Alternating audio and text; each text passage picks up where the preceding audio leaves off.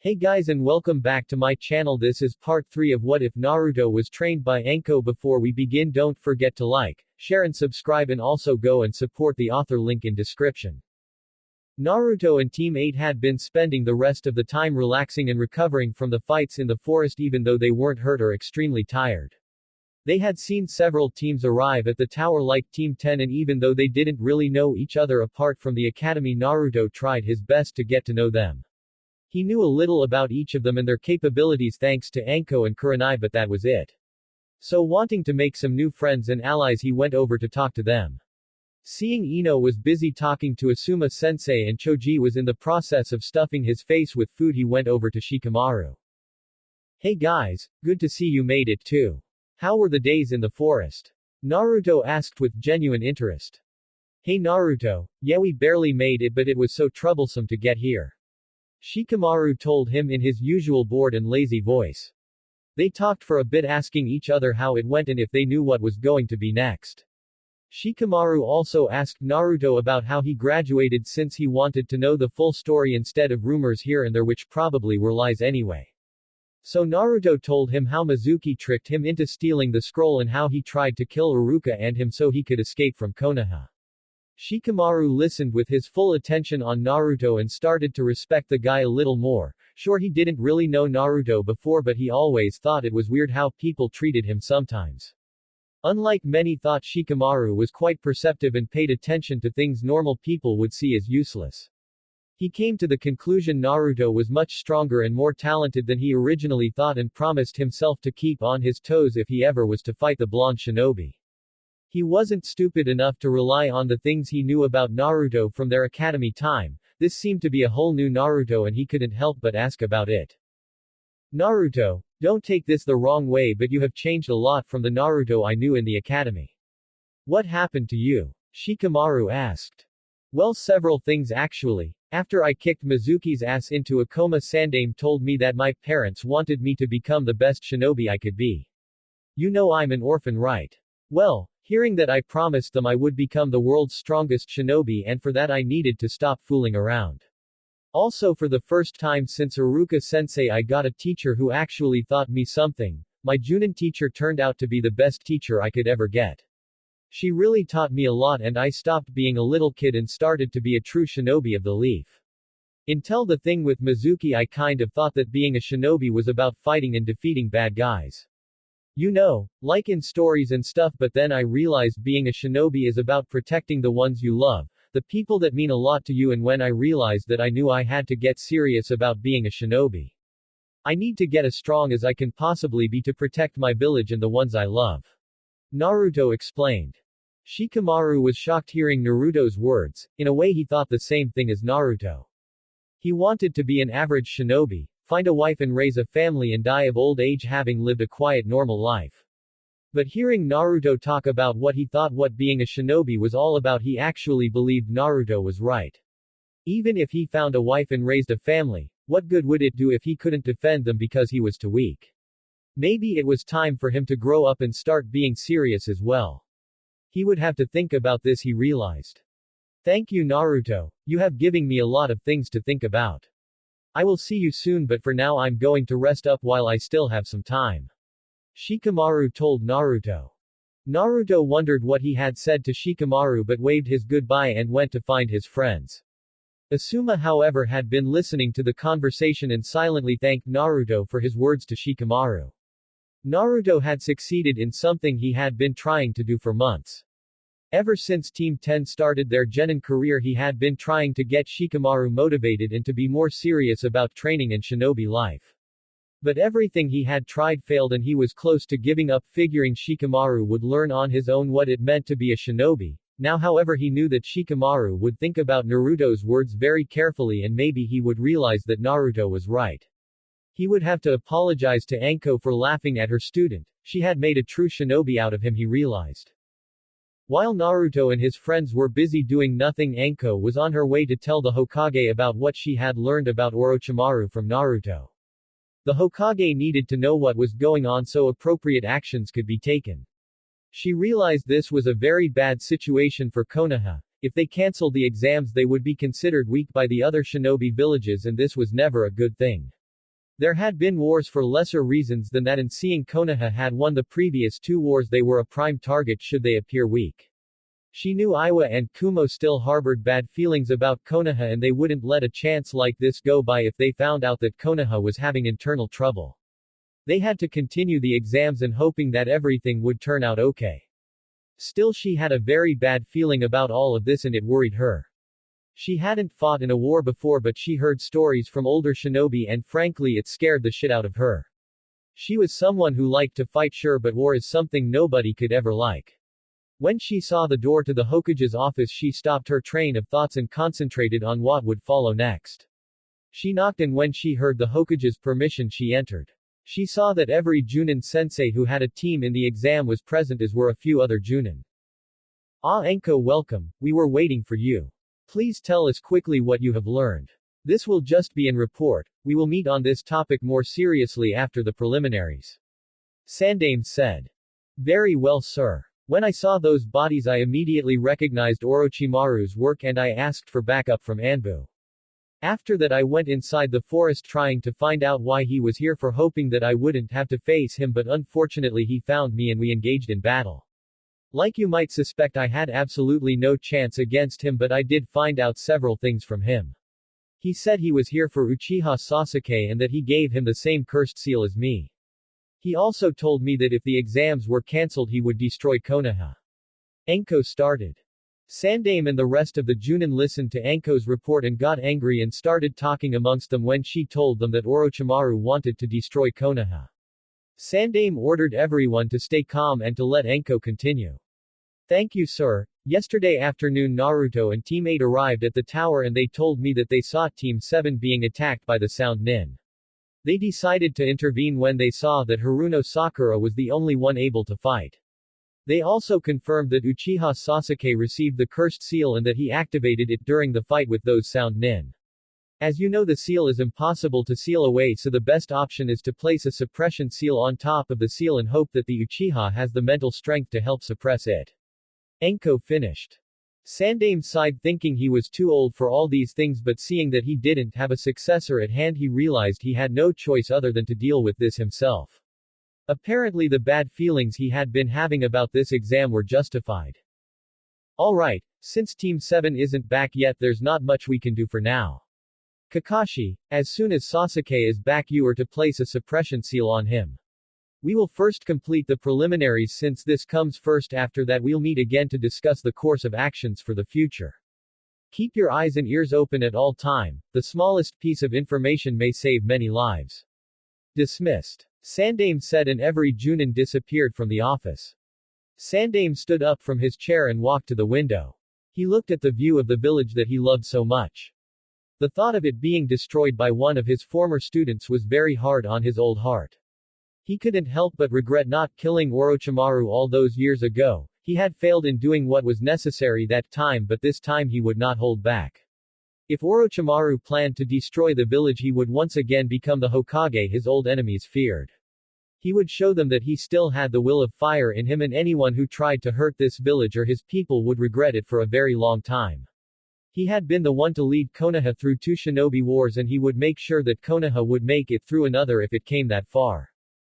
The next day Naruto woke up feeling very anxious the coming day, since in a few hours the second test would be over and they would finally be told what the third test would be. He and Team 8 had been speculation on the things the third test could be. They had come to a conclusion that the first test was about knowledge and spying and the second test was about survival and teamwork, so to them the third test would be individual strength and fighting skills. They had spent some time with Team 10 the day before and they hit it off fairly well, especially Naruto and Shikamaru seemed to become good friends. He had discussed their idea for the third test and Shikamaru had to agree that this was a very possible outcome. Ino, who didn't really like the Naruto she knew from the academy, took some time to analyze the Naruto in front of her and she was honestly surprised.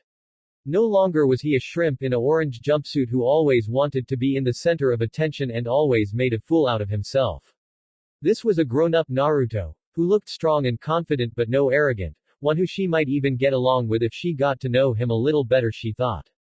She made her way over to Hinata and started to talk to the shy girl she remembered from the academy.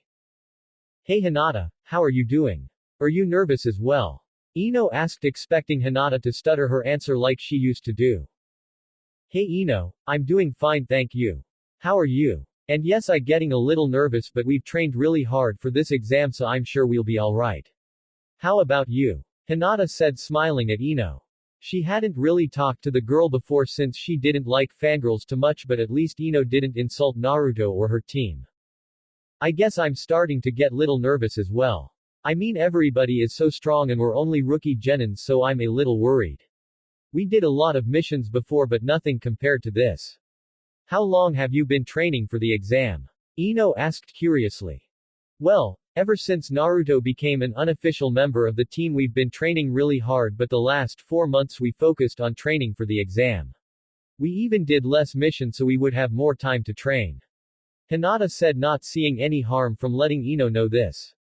4 months. You guys have been training 4 months for this exam. We only knew about the exams 2 months before it started. Ino exclaimed, shocked at Hinata's words. Yes, our Junin senseis told us as soon as they got the permission from the Hokage to tell. We then decided to do less missions and more training. Hinata said, slightly worried that she had said something stupid. Damn that Asuma. He could have told us earlier, but no, he waited until 1 month before the exam. When I get my hands on him, he better have a good explanation or else. Ino said, red in the face. Naruto and the rest of the teams who had heard Ino's yelling came over asking what the problem was, and when Shikamaru and Choji heard about Team 8 and Naruto's training, they sighed and said that this was typical for Asuma. Naruto assured them that Team 7 only started training 3 weeks before the first test because Kakashi forgot to tell them about it. That cheered Ino up a little, knowing that her rival had even less time to train than she did.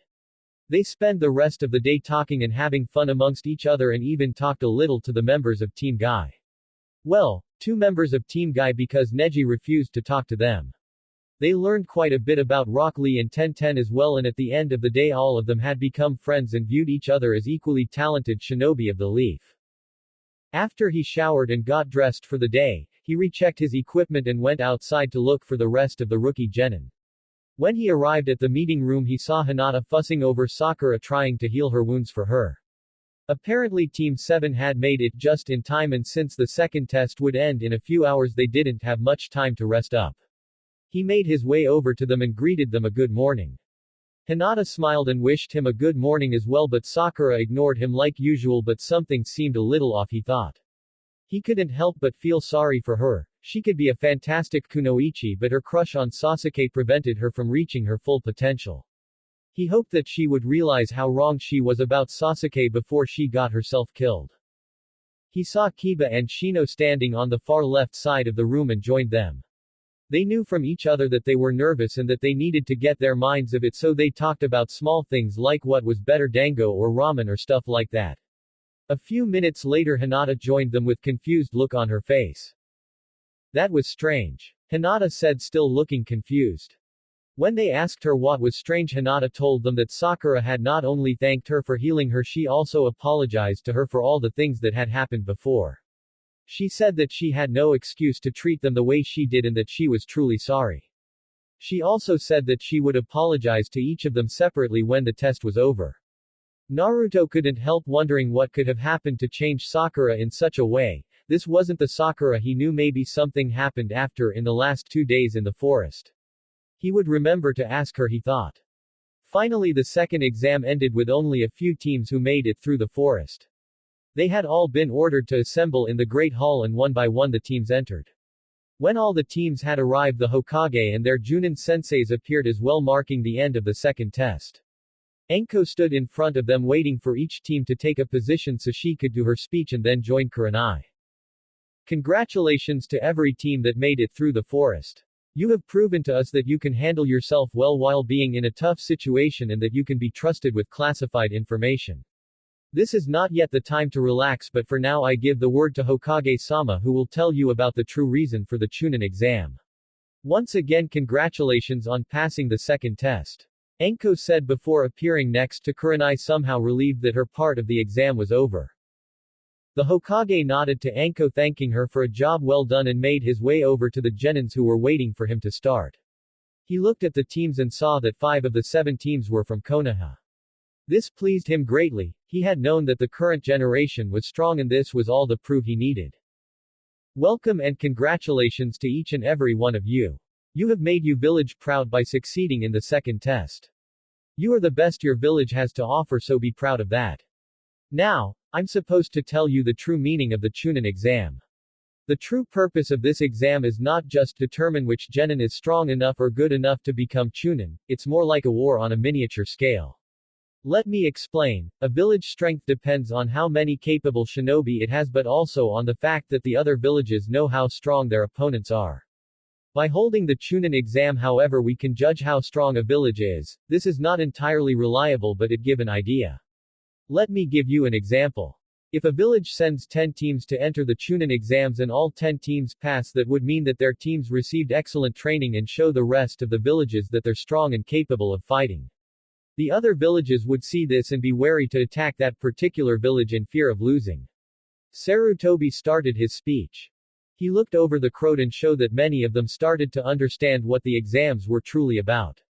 He then proceeded to tell them that this sort of exam saved many lives since there would be no casualties except the genins who participate in the exam.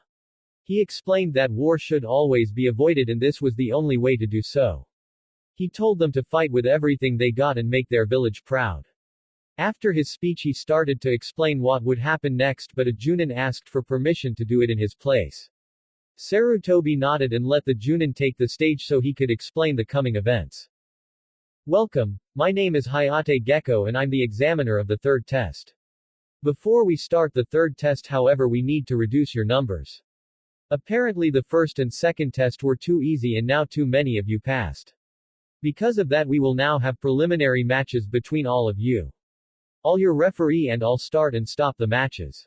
Remember this well, when I say a match is over that means you stand down. You will fight one-on-one and the winner will pass on to the finals. Those finals are the third test in case you didn't get that part. Your opponent will be chosen by random and you cannot choose your own opponent. You lose the match when you lose consciousness. I end the match or you give up. Any questions? Hayate said. Seeing that nobody had any questions, he told them to get up to the balcony since the preliminaries were going to start in 15 minutes. Everybody went up the stairs nervous and wondering who they would have to fight. Naruto and Team 8 had never been so happy that they arrived so early at the tower. They had time to rest and prepare while some like Team 7 just arrived tired and injured. Naruto went over to Anko and smiled at her, letting her know that he was alright. She saw him smile and winked at him, showing she had absolute trust in him to pass his match. Every genin looked up to the wall where a giant screen appeared and started to shift through all the names so fast nobody could follow it. Then it stopped and the first match was called.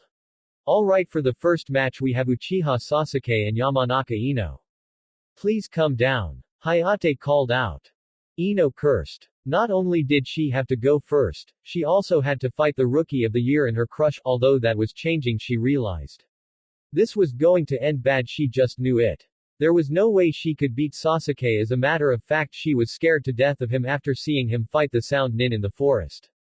The fact that he could do something so cruel was something she couldn't forget, crush or no crush. But she wouldn't give up. She would show that she wanted to be a true kunoichi, not just a fangirl like many called her. When she passed Sakura, however, she heard her telling to be careful, and when she looked at her rival she saw worry and concern instead of the usual rivalry for Sasuke, which made her worry even more than before. Sasuke was content. Not only was he the first match, he also had to fight a weak fangirl, so this match was in the bag as far as he was concerned. He made his way down to stairs trying to look important and went over to Hayate waiting for the match to begin. He smirked when he saw Ino's face, showing that she really didn't feel confident to fight him. Who could blame her, he thought. She was fighting an Uchiha after all. But while he wanted to take his time defeating her, that damn seal was hurting like a bitch, and made him decide to finish the match quickly. After all, she wasn't someone who would pose a challenge. Alright, first match, Uchiha Sasuke vs Yamanaka Ino. Remember the rules and show us a clean but good fight. Begin. Hayate said. Sasuke immediately started his attack by closing the distance between them and throwing a punch at Ino's face, which she hardly managed to evade. He didn't let up, however, and followed with a high kick aimed at her head. She managed to put up a block but kick had thrown her off balance and Sasuke used this to punch her in the gut. Seeing her double over he jumped back and started doing hand seals.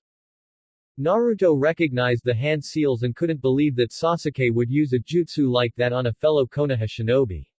Sure, he wanted to reach the finals as well and he would give it his all during his match, but he wouldn't try to seriously hurt his opponent. If Sasuke used that jutsu, Ino would be hurt or even killed. Sasuke finished his hand seals and started to yell out, "Kaiten, Gukakyu no Jutsu," but then he felt an enormous pain in his neck originating from the seal that Snake Freak gave him. He then remembered that ever since that he got that seal using chakra was painful and very hard to do. He would have to find another way to defeat this fangirl. Since ninjutsu was out, he decided to simply use taijutsu to defeat her. Ino, who had been recovering from the punch to the gut, heard Sasuke yell out the name of a Kaiten jutsu and prepared herself for lots of pain.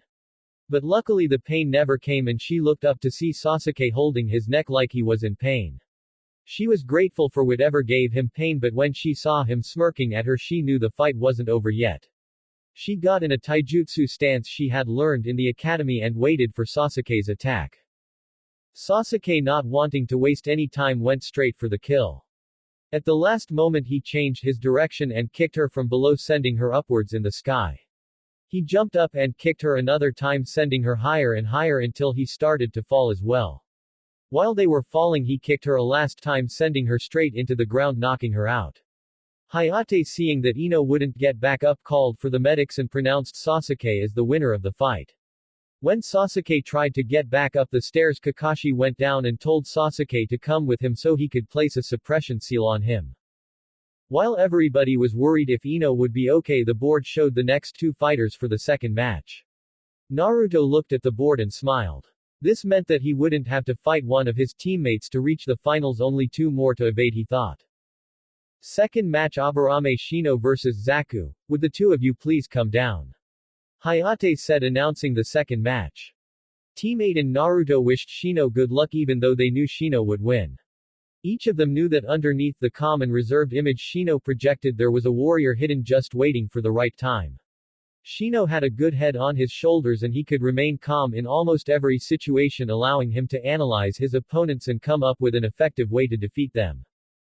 Second match: Aburame Shino vs Zaku. Show us a good fight. Begin. Hayate said, starting the match. The sound nin wasted no time and used his right arm to use his sound attack. Shino, however, made no acknowledgement of this and remained standing waiting for the attack to hit him. The attack from Zaku hit him in the face and it threw up a lot of dust, blocking the fight from everybody's view.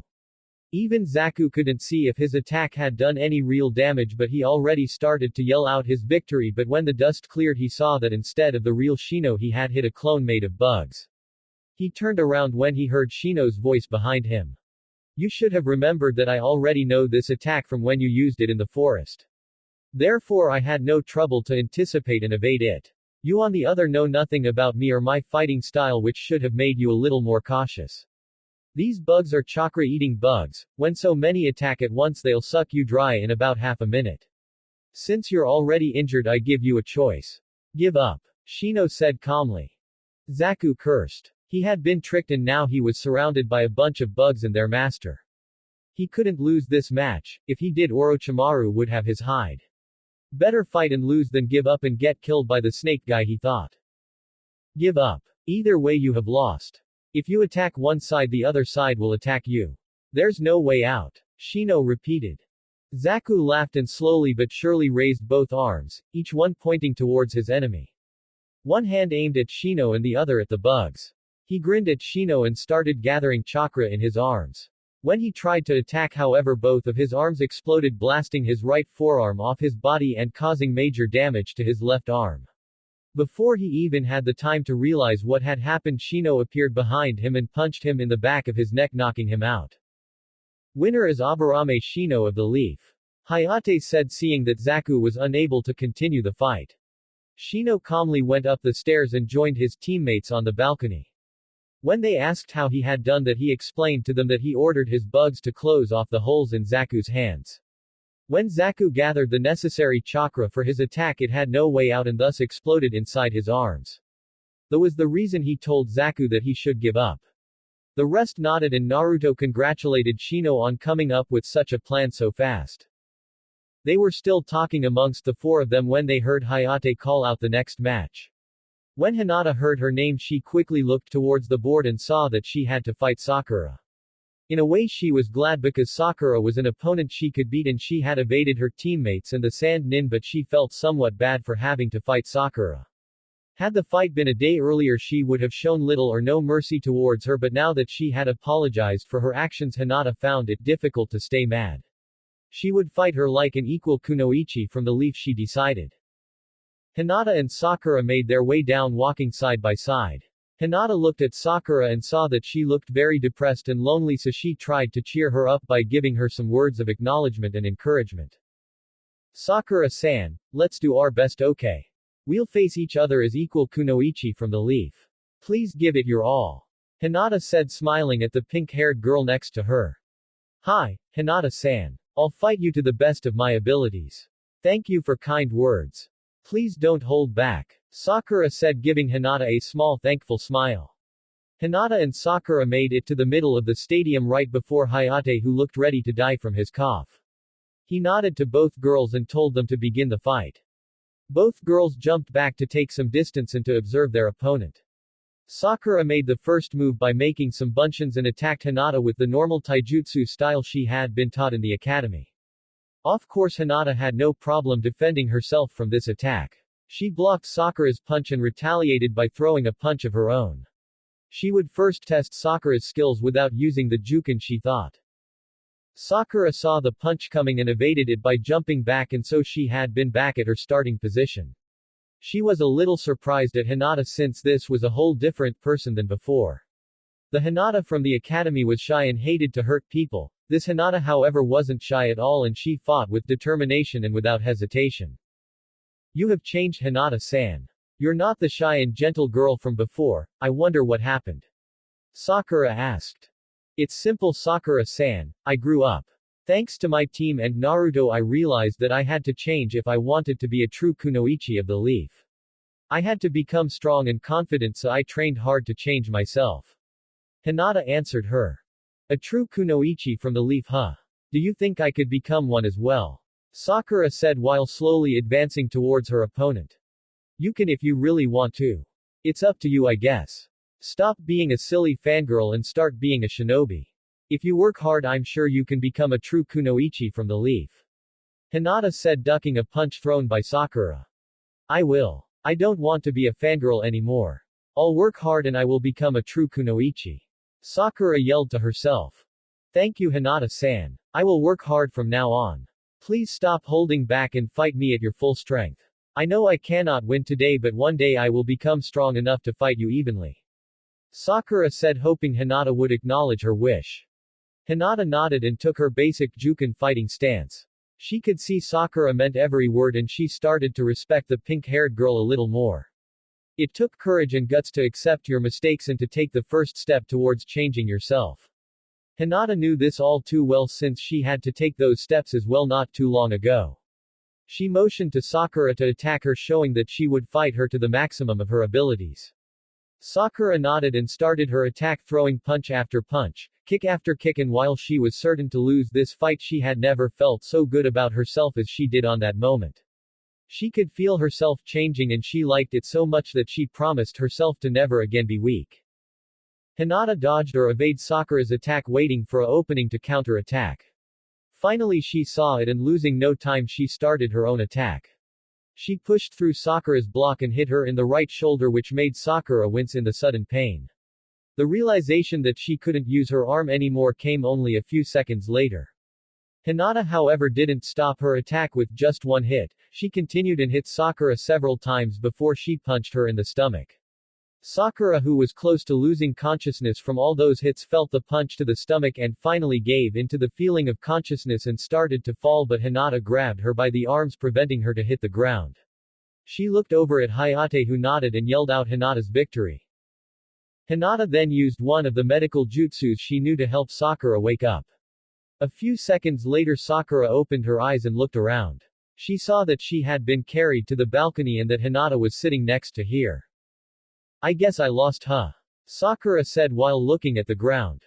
You may have lost the fight, Sakura-san, but you acquired something that is much more important. You took the first steps towards changing yourself, and that is the hardest step, believe me, I know. Hinata said, smiling at the girl sitting in front of her. How did you do it, Hinata-san? How did you become so strong? Sakura asked softly. I did it by getting help from my friends and teammates. Without them I would never have succeeded. They encouraged and supported me all the way. Thanks to them I become the Hinata I am today. Hinata said. Help from my teammates. I guess that will be a problem for me. Our team is anything but a team, we hardly know each other, we never spend any time together except missions and training. All I have been doing is chasing Sasuke. I'm such an idiot, aren't I? Sakura confessed with tears forming in her eyes. You're not an idiot, Sakura. I'll tell you the same thing Naruto told me. If you're weak, then all you have to do is train harder. If something doesn't work, then try harder. Nobody ever got strong by sitting on their ass and crying about how weak they are. If your team isn't willing to help, then we will help you in their place. Hinata said, shocking Sakura. Hinata is right, Sakura. If Sasuke is unwilling to help you train and become stronger, then we will. You are a shinobi from the leaf and we don't leave our comrades behind. So cheer up and stand tall and proud like a true kunoichi from the leaf. Naruto said with Shino and Kiba standing next to him nodding their agreement as well. Sakura's heart stopped when she heard Naruto's voice, thinking he would tell her to get lost or something. But instead he told her that he would help her in her training. And Shino and Kiba practically told her the same thing by nodding their head at his words. She couldn't help the tears from falling and she wondered why they would help her after all the things she had said to them. Thank you, Naruto. I'm so sorry for all those things I said before. I was wrong and I apologize. I hope that one day we can become friends like you're with Hinata and the rest. Sakura said softly. Naruto nodded and smiled at her. He was glad she finally realized that she was doing things the wrong way, now she could become strong and they could become friends. He always needed more friends, so he would let bygones be bygones and focus on the future. Anko, Kurenai, Asuma and Kakashi had been listening to the young genins and they all smiled at each other. Their students were well on their way to become the next generation of powerful leaf shinobi. They had become friends in a matter of days and this would prove to be the foundation for the rest of their shinobi careers. Anko and Kurenai were beaming with pride at their students since they knew the bad history between the two girls and between Naruto and Sakura. The fact that they were willing to give her a second chance showed how much they had matured during those last few months. Kakashi was happy as well. His student had finally seen the error of her ways and he couldn't be more happy.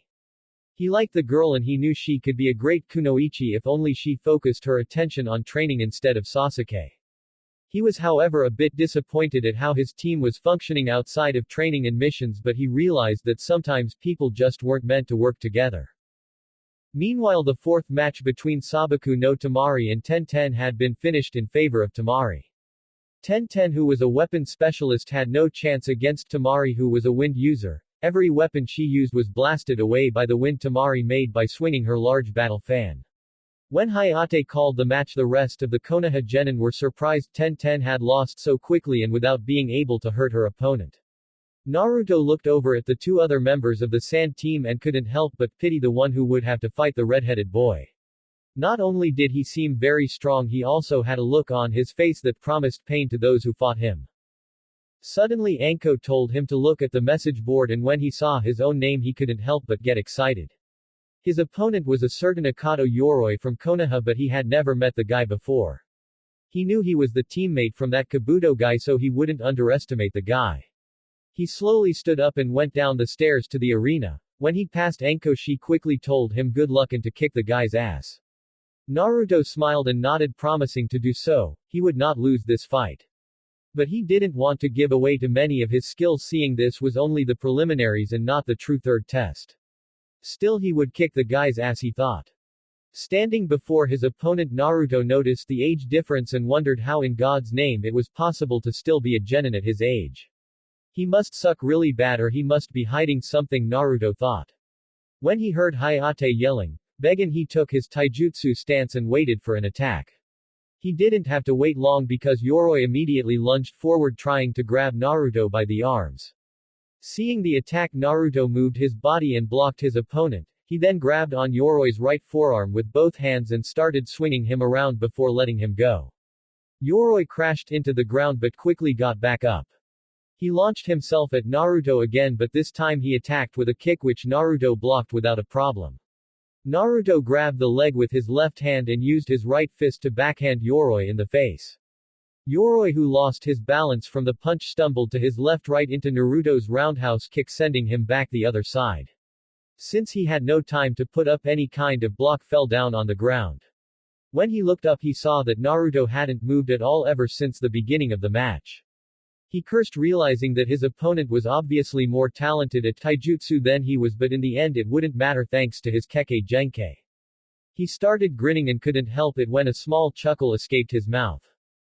"What's so funny? Seems to me you have not to be laughing about," Naruto asked, hearing his opponent chuckle. "You will find out soon enough, little boy. For now you may have the upper hand, but that will soon change," Yoroi said. Naruto didn't care about what Yoroi said, but he was now on guard. You never know what might come next. Seeing his opponent didn't make any sign of attacking, Naruto decided that he would be the one to on the offensive side this time. He quickly closed the distance between them, ducked a little and threw a right punch at Yoroi's midsection. Yoroi blocked the punch with both arms and then tried to grab Naruto once more. Naruto, however, wasn't finished, and while Yoroi was blocking his punch, he elbowed him in the face with his left arm. Unfortunately, Yoroi managed to grab both of his arms and didn't let go. Naruto then felt like his chakra was being sucked out his body. "So you noticed it, didn't you? You're right, I'm absorbing your chakra just by holding onto you. It's my Kekkei Genkai. It allows me to absorb chakra just by touch. A small touch is all I need, and now your chakra is healing my wounds and restoring my chakra levels. You can't win," Yoroi said while laughing loudly. Naruto smirked. If this guy thinks he would just allow him to take his chakra, he would be in for a big surprise. What a moron, he thought. He grinned and jumped up from the ground with both feet and planted them right into Yoroi's face. Yoroi, not expecting such an attack, let go of Naruto's arms from shock and sudden pain. Naruto had broken his nose and blood was flowing from his nose onto the ground. "I hope you didn't think that I would just allow you to take my chakra. Besides, so what if you take a little of my chakra? I got plenty where that came from.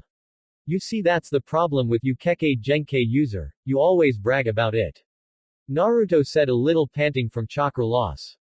"All I have to do now is prevent you from touching me, and your Kekkei Genkai is useless," Naruto further said. He calmly took out one of his knives and took a stance. He didn't want to use taijutsu anymore since Yoroi would absorb chakra from him. He channeled some chakra into the seal on the knife and the chakra casing appeared. He wouldn't use his kenjutsu techniques, but he could do the same attacks with a knife as well, only much smaller and weaker. Still, it would be enough to fight this guy. Naruto started to attack Yoroi with his knife just by making slashing and stabbing motions. Nonetheless, Yoroi had no choice than to evade the attacks. He took some distance from Naruto thinking that he was safe from attacks. But then he saw Naruto bring down his knife in a fast motion, and a second later he felt a sharp pain in his chest. He looked down and saw that a large cut had appeared going from his left to right side. It wasn't deep enough to be life-threatening, but it sure as hell hurt, and it bled enough as well. Up on the balcony, the genins were not believing their eyes. Naruto had been dominating the whole match, and he had used some very nice moves and shown some real skill at taijutsu.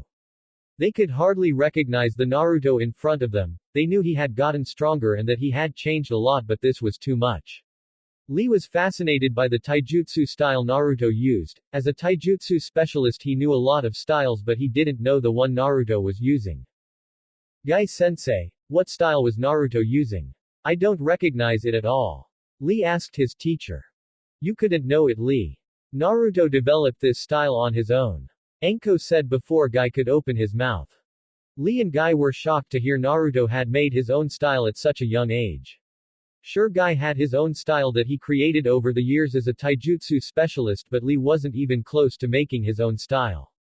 Anko laughed at the shocked expressions on their faces and said that Naruto didn't exactly invent his own style, rather that he combined two styles into one that he could use. Lee felt slightly better hearing that. But he still had to admire how Naruto had succeeded in making a taijutsu style that suited him perfectly. The other genins who heard Anko talk as well wondered how Naruto had gotten so strong in such a short period. He was no longer the dead last of the academy, they realized. Back in the arena, Yoroi was starting to panic. If Naruto could cut him from a distance, then he had no way of winning. He took out a kunai and tried to attack, ensuring that Naruto didn't have the time to attack again. He tried to wound Naruto with his kunai, but each time his attacks were blocked. He was starting to get weak in the head from blood loss, but he didn't stop his attacks.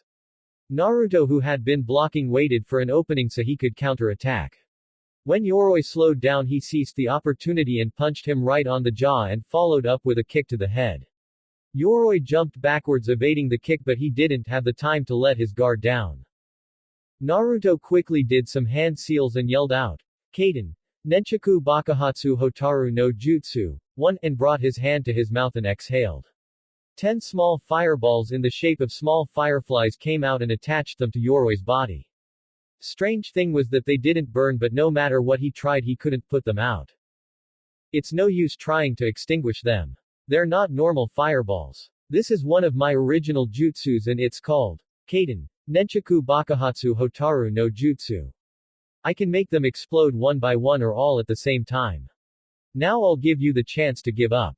I suggest you take that chance," Naruto said. "I won't give up so easily. Even if your little jutsu works, what kind of explosion can such a small fire do? Bring it on," Yoroi said, certain that he could handle this jutsu. Naruto sighed. Some people just didn't know when to give up. He brought up his arm and snapped 2 fingers, detonating one of the fireflies. What followed was explosion that no of the bystanders had expected. Above the sound of the explosion, they could hear the screams of Yoroi, who was now holding his right arm. From the balcony, everyone could clearly see the damage his arm had taken. It missed a significant chunk of flesh and seemed to be burned as well. "Again, give up. Please, I don't want to make the rest of them to explode too. Next time all 9 of them will go off in one time," Naruto warned Yoroi. Yoroi couldn't believe the kind of damage one explosion did. If he didn't give up, he would surely be killed. He realized he had no choice and nodded to the referee, indicating that he gave up. Naruto listened as Hayate called the match in his favor and let the remaining 9 fireflies disappear, glad that he didn't have to use them. He slowly turned around and made his way over to the stairs. He had won his match and he was very glad and satisfied, even if he found the match a little disappointing. When Naruto made his way back up to the balcony, he found that the rest of the Konoha genin were strangely quiet. He had at least expected to be cheered on, but apparently he believed wrong. But when he come up to them, he saw them staring at him with their mouth wide open and he could see the shock on their faces. Anko was the first to go up to him and he hugged him, congratulating him on a great fight and victory. Then one by one the others got over their shock and started to congratulate him as well. Naruto told them that it was a very good match and that his opponent was strong, but they could see that he didn't really mean it. They could tell that he was able to beat him without too much trouble and that he had held back. Anko bonked him on the head, saying that he didn't show that jutsu to her before and he deserved to be punished. Naruto tried to tell her that he was entitled to some secrets, but she wouldn't hear it. She thought that as his sensei she had viewing privileges before everybody else, and so she wanted to see the jutsu beforehand. Everybody laughed when they saw Naruto's face taking on a look of pure disbelief that his sensei would want such a thing. Teammate and Kurenai smiled at seeing the two of them fool around like that, knowing that they were just teasing each other. Ino and Sakura, however, were very curious about Naruto's new abilities, so they decided to ask some questions. Ino had recovered from her fight with Sasuke just in time to see Naruto fight, and she was shocked at seeing the so-called death last of the year fighting so well. Sakura too was shocked. She always considered Naruto as weak and untalented, but seeing his fight she now knew that he actually quite the opposite. "Naruto, how did you get so strong? And did you really make that jutsu?" both of them asked Naruto. Well, I got strong by training and practicing with Anko-sensei ever since I graduated from the academy. We spent 6 months training and after that we joined Team 8. We trained a lot and we got stronger together. As for the jutsu, yes, I made it myself last month. This was actually the first time I used it in a fight. It took me some time before I got it just right though. Naruto said. But isn't making a jutsu really complicated? I mean, how did you learn to make jutsus? Surely somebody must have taught it to you. Ino said with Sakura nodding her head in agreement. Naruto learned how to make jutsu on his own time. I brought him some books from the library and after that he started to experiment. You've seen the result a few minutes ago. Anko said proudly. She was very proud of Naruto and it showed on her beautiful face. Naruto nodded, showing the truth of what Anko said. Kakashi was listening to the conversation and wondered who would win if Sasuke and Naruto were to fight each other. While Sasuke had the Sharingan and was without a doubt very strong for a genin, he had to admit that he believed Sasuke to lose against Naruto. Not because he was stronger or something like that, but because Naruto was unpredictable in a fight. He had seen how Naruto acted and knew that this was far from being the best he could do. Naruto understood better than Sasuke that a shinobi fight wasn't about flashy moves or jutsu, it was about skill and determination. And the fact that he could make his own jutsu was amazing to him. He wondered if Naruto would teach him that Kaden jutsu. He wouldn't ask if he could copy it because it was a personal jutsu and that needed to be respected in his eyes. Copying other jutsu that already existed long ago weren't a problem to him since the original maker had long deceased or it was already widely known. Shikamaru had been quiet, but he too had a question. He wondered how Naruto had succeeded in cutting his enemy while he was out of range. When he voiced his question, it was Asuma who answered it. That's because Naruto's chakra element is wind. Am I right? Asuma said. Naruto, surprised that Asuma found this out so easily, simply nodded. Don't worry Naruto, I only found out because I'm a wind element myself. I must say, you have excellent control for someone your age. It took me a long time before being able to do something like that. Makes me wonder what else you're capable of. Asuma said while lighting another cigarette. Asuma then proceeded to tell the other genin about the chakra elements and that wind was the best element for offensive attacks. Especially long-range attacks were mostly wind-based attacks. He told them normally people from Konoha mostly had fire as their element, but that something other elements were found as well. But wind was a rare element to appear in Konoha. He said that he didn't know anyone else but Naruto and himself that had wind as their element. He also explained that even when your element was, for example, fire, that didn't mean that you couldn't use other element jutsu, but only that Kaden jutsus would be easier to master than other.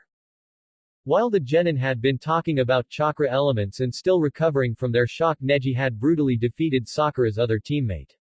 Neji wasted no time with the poor guy and attacked him straight from the beginning, and seeing his opponent was still injured from the fights in the forest, it didn't take long to win. The rest of the fights went really fast and the only real exciting one was between Lee and Gaara, which the Sand Shinobi won, but Naruto was in awe of Lee's taijutsu. He had no doubt in his mind that Lee was his superior in taijutsu. He would have to spar him sometime if and when Lee had recovered from his injuries. The match had been very hard on the Konoha shinobi and he had taken some very serious injuries. Naruto hoped that he would be alright. Though the guy was loud and his green clothes were an eyesore, he kind of liked the taijutsu using shinobi. Shikamaru had won his fight against the sound nin called Kin by using his intellect and his family jutsu. He had managed to capture her shadow and made her hit her head against the wall so hard she passed out. Before he would have found it troublesome to fight in the finals, but ever since he talked to Naruto he had decided to become strong so he too could protect his future family. Kankuro, the third Sand Shinobi, had won his fight by using his puppet to strangle his opponent. Naruto thought using dolls in a fight seemed kind of gay, but hey, in the end it worked. To each his own, he guessed. Nonetheless, Kankuro seemed to be very talented with his fighting style, so Naruto wouldn't underestimate him. Choji unfortunately had to fight the remaining sound nin who showed no mercy to him. When Choji used his family jutsu thinking he would be saved from the sound attacks, Dosu proved him wrong and won the match without hurting Choji too much. Kiba however got a free pass to the finals since he was the only one left. He was kind of pissed off because of that since he didn't get to fight or show his strengths. But Kurenai told him that he was the one with the big advantage since nobody had seen him fight or seen his fighting style. After that he cheered up a little knowing his sensei was right. Still he found it a bit unfair towards the other who had had to fight for their place in the finals, but he knew that anyone could have been the one to get the free pass. The 11 remaining genin were now standing in front of Hayate, who started to explain what the finals would be like. Congratulations to those of you who reached the finals. We will now move on to the selection of the main matches in the finals. Each one of you will be drawing a number and those numbers will indicate who you will fight. So I will come to you and then you can draw a piece of paper from the box. Hayate said. When Hayate stopped in front of him, Naruto eagerly put his hand inside the box and pulled out a piece of paper with the number 6. So he would be in the third fight, which sounded good to him. He definitely didn't want to go first. Alright, this is the matchup for the finals. Hayate said, pointing toward a board. Everybody looked over to the board, curious to find out who they would be fighting. Match 1. Hyuga Hinata vs Hyuga Neji.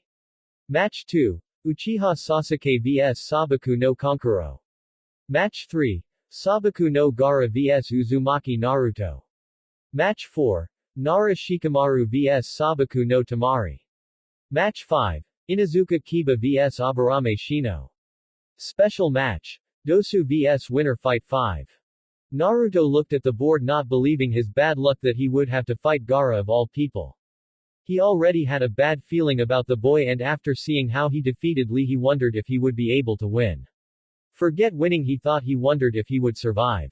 The fight with Lee had proven to Naruto that Gaara had no problems with causing serious injuries or even death. This would take some serious planning and preparation, he realized. Hinata too was cursing her luck when she saw who her opponent was. She knew the possibility of having to fight Neji was big, but fighting him right from the start was just bad luck.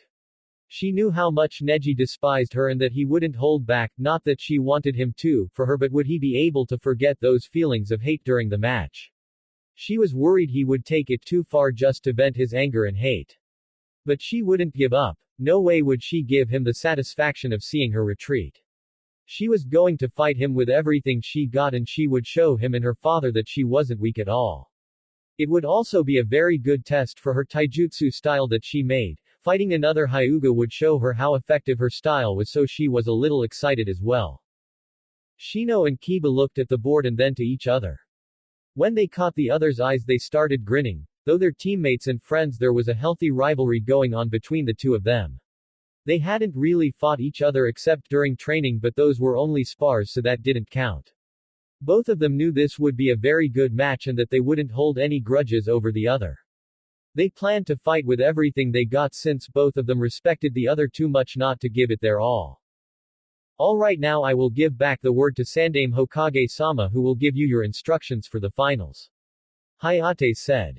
Thank you, Hayate-san. The finals will be held in the Battle Stadium 1 month from now. There are several reasons why it will take a month to begin. First of all of you are tired and or wounded, so you need time to rest and heal. Also, now that you know your opponent will be, you can prepare for the fight. You have seen your opponent fight, so you should be able to come up with a plan. The last reason is that we need time to invite the guest and they need to have the time to get here. I wish you all the luck you need, and we will see each other in the Battle Stadium in 1 month. You are all dismissed. Sandaime said. The genins all made it back up the balcony where their senseis were waiting so they could guide them back to the village in safety. Naruto and Team 8 went over to Anko and Kurenai after saying their goodbyes to the rest, promising them to meet later when they had some time off from training. The 6 of them then made it back to the village, each of them more exhausted than the other. When they arrived at the village, it was already getting late, so they wished each other goodnight, agreeing to discuss the finals the next day after getting some rest. Well done, Naruto-kun. You and the team did an excellent job. Kurenai and I are so proud of you guys. Anko said when they arrived at her apartment. She walked up to him and grabbed him in a big hug before she kissed him. She had missed kissing him for 5 whole days and they had some catching up to do. Thanks, Anko-chan, it's all thanks to your training I've got this strong. Without your help I wouldn't have gotten this far. Naruto said after breaking the kiss but still holding her close to him.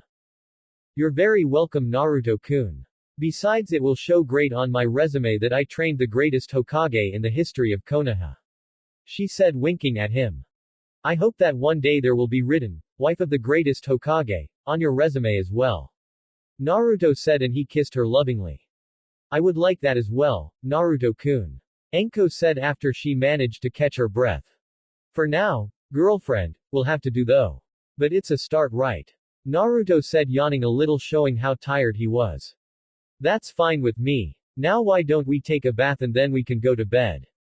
The last few days have been stressful and tiring for both of us. Anko suggested. Naruto happily agreed and they went to the bathroom longing for some relaxation and quiet time together. After they spent some time enjoying the hot bath, they went to sleep, holding each other close and falling asleep as soon as they closed their eyes. The next day they met up with Kurenai and Team 8 for lunch at Ichiraku's. Naruto had been allowed to choose what they would have for lunch, so of course he chose ramen. After spending an enjoyable lunch, they went over the training grounds and sat down so they could discuss the events from the past week. Kurenai and Anko wanted to do this so that the four of them would be able to think about mistakes, if they made any, or if there were things that they would do differently. This was important because it made them create new possibilities that might be handy someday. Alright, first Anko and I would like to say how proud we are of the four of you. Without a doubt you guys were one of the strongest teams out there, and trust me when I say that several people were very impressed with the four of you. Kurenai said with a big and proud smile. That's right. Asuma, Kakashi and even the Hokage have told us how surprised they were of the progress you've made in this past year. You have made us very proud of being your senseis. Now that being said, we want to hear your opinion on how you performed. So let's hear it. Anko said, equally proud. Well, I believe we handled both tests very well. The first test was sort of individual, but each of us trusted the other not to give up, so in the end we did fine. For the second test, we actually made the right decision by concluding that the mist team would target us because of Zabuza, so we were prepared for them. Also, when we attacked the Kumo team, we did it efficiently and flawlessly as possible, so my conclusion is that we took the best way possible for us. Shino said calmly, like he had expected the question. Shino's right. We worked well together the whole time. Naruto with his Kage Bunshin scouting for us and backing us up, Hinata with her Byakugan checking the environment, Shino guarding the rear, and Akamaru and I in front was an excellent formation that worked perfectly. It proved to be very useful and efficient. Kiba added his thoughts as well. We also made the right decision by going to the tower as soon as possible, since we believed the third test to be individual fighting. We knew that if we stayed in the forest too long we could have been defeated or injured, and that would have jeopardized our chances to get into the third test. Hinata said. Looking back now, I too believe we made the right decisions at the right time. We thought about everything and acted accordingly. The planning we made before the exam was very useful and saved us many time and trouble once the exam started. Naruto said, finishing the four genins' explanations. Kurenai and Anko agreed that the four of them had showed an excellent example of teamwork, preparation, and had come up with a good plan which gave them the best chances to succeed in the mission. They told them that a Chunin would need those qualities and that they had shown everyone that they were ready to pass on to the next level. Next they asked the team if their thoughts on the finals and their opponents. My match with Gaara will be the ultimate test to see how strong I have become in the past year. It will take everything I have to defeat Gaara, of that I'm sure. He's strong, intelligent, and that sand of his will be a major problem. I don't have the speed Lee has, so I'll need something else to get through his defenses. Then there's the fact that his sand is both offensive and defensive, so I'll need to be extra careful not to get hit while I'm attacking.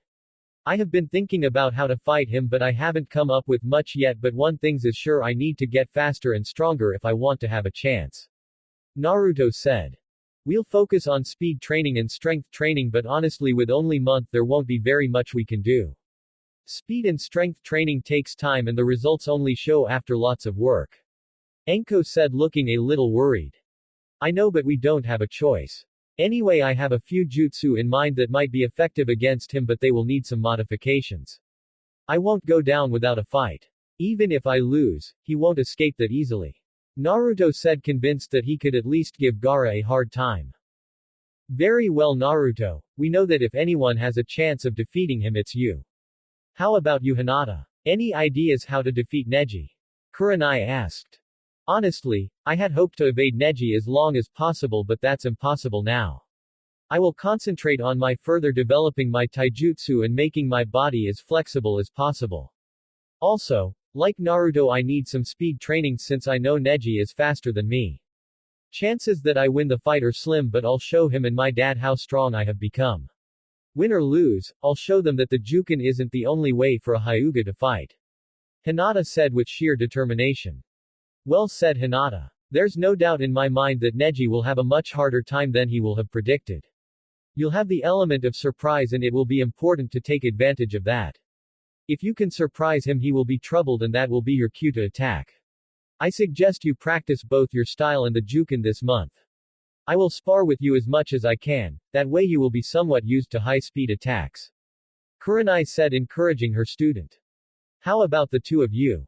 Any ideas? Anko asked Kiba and Shino.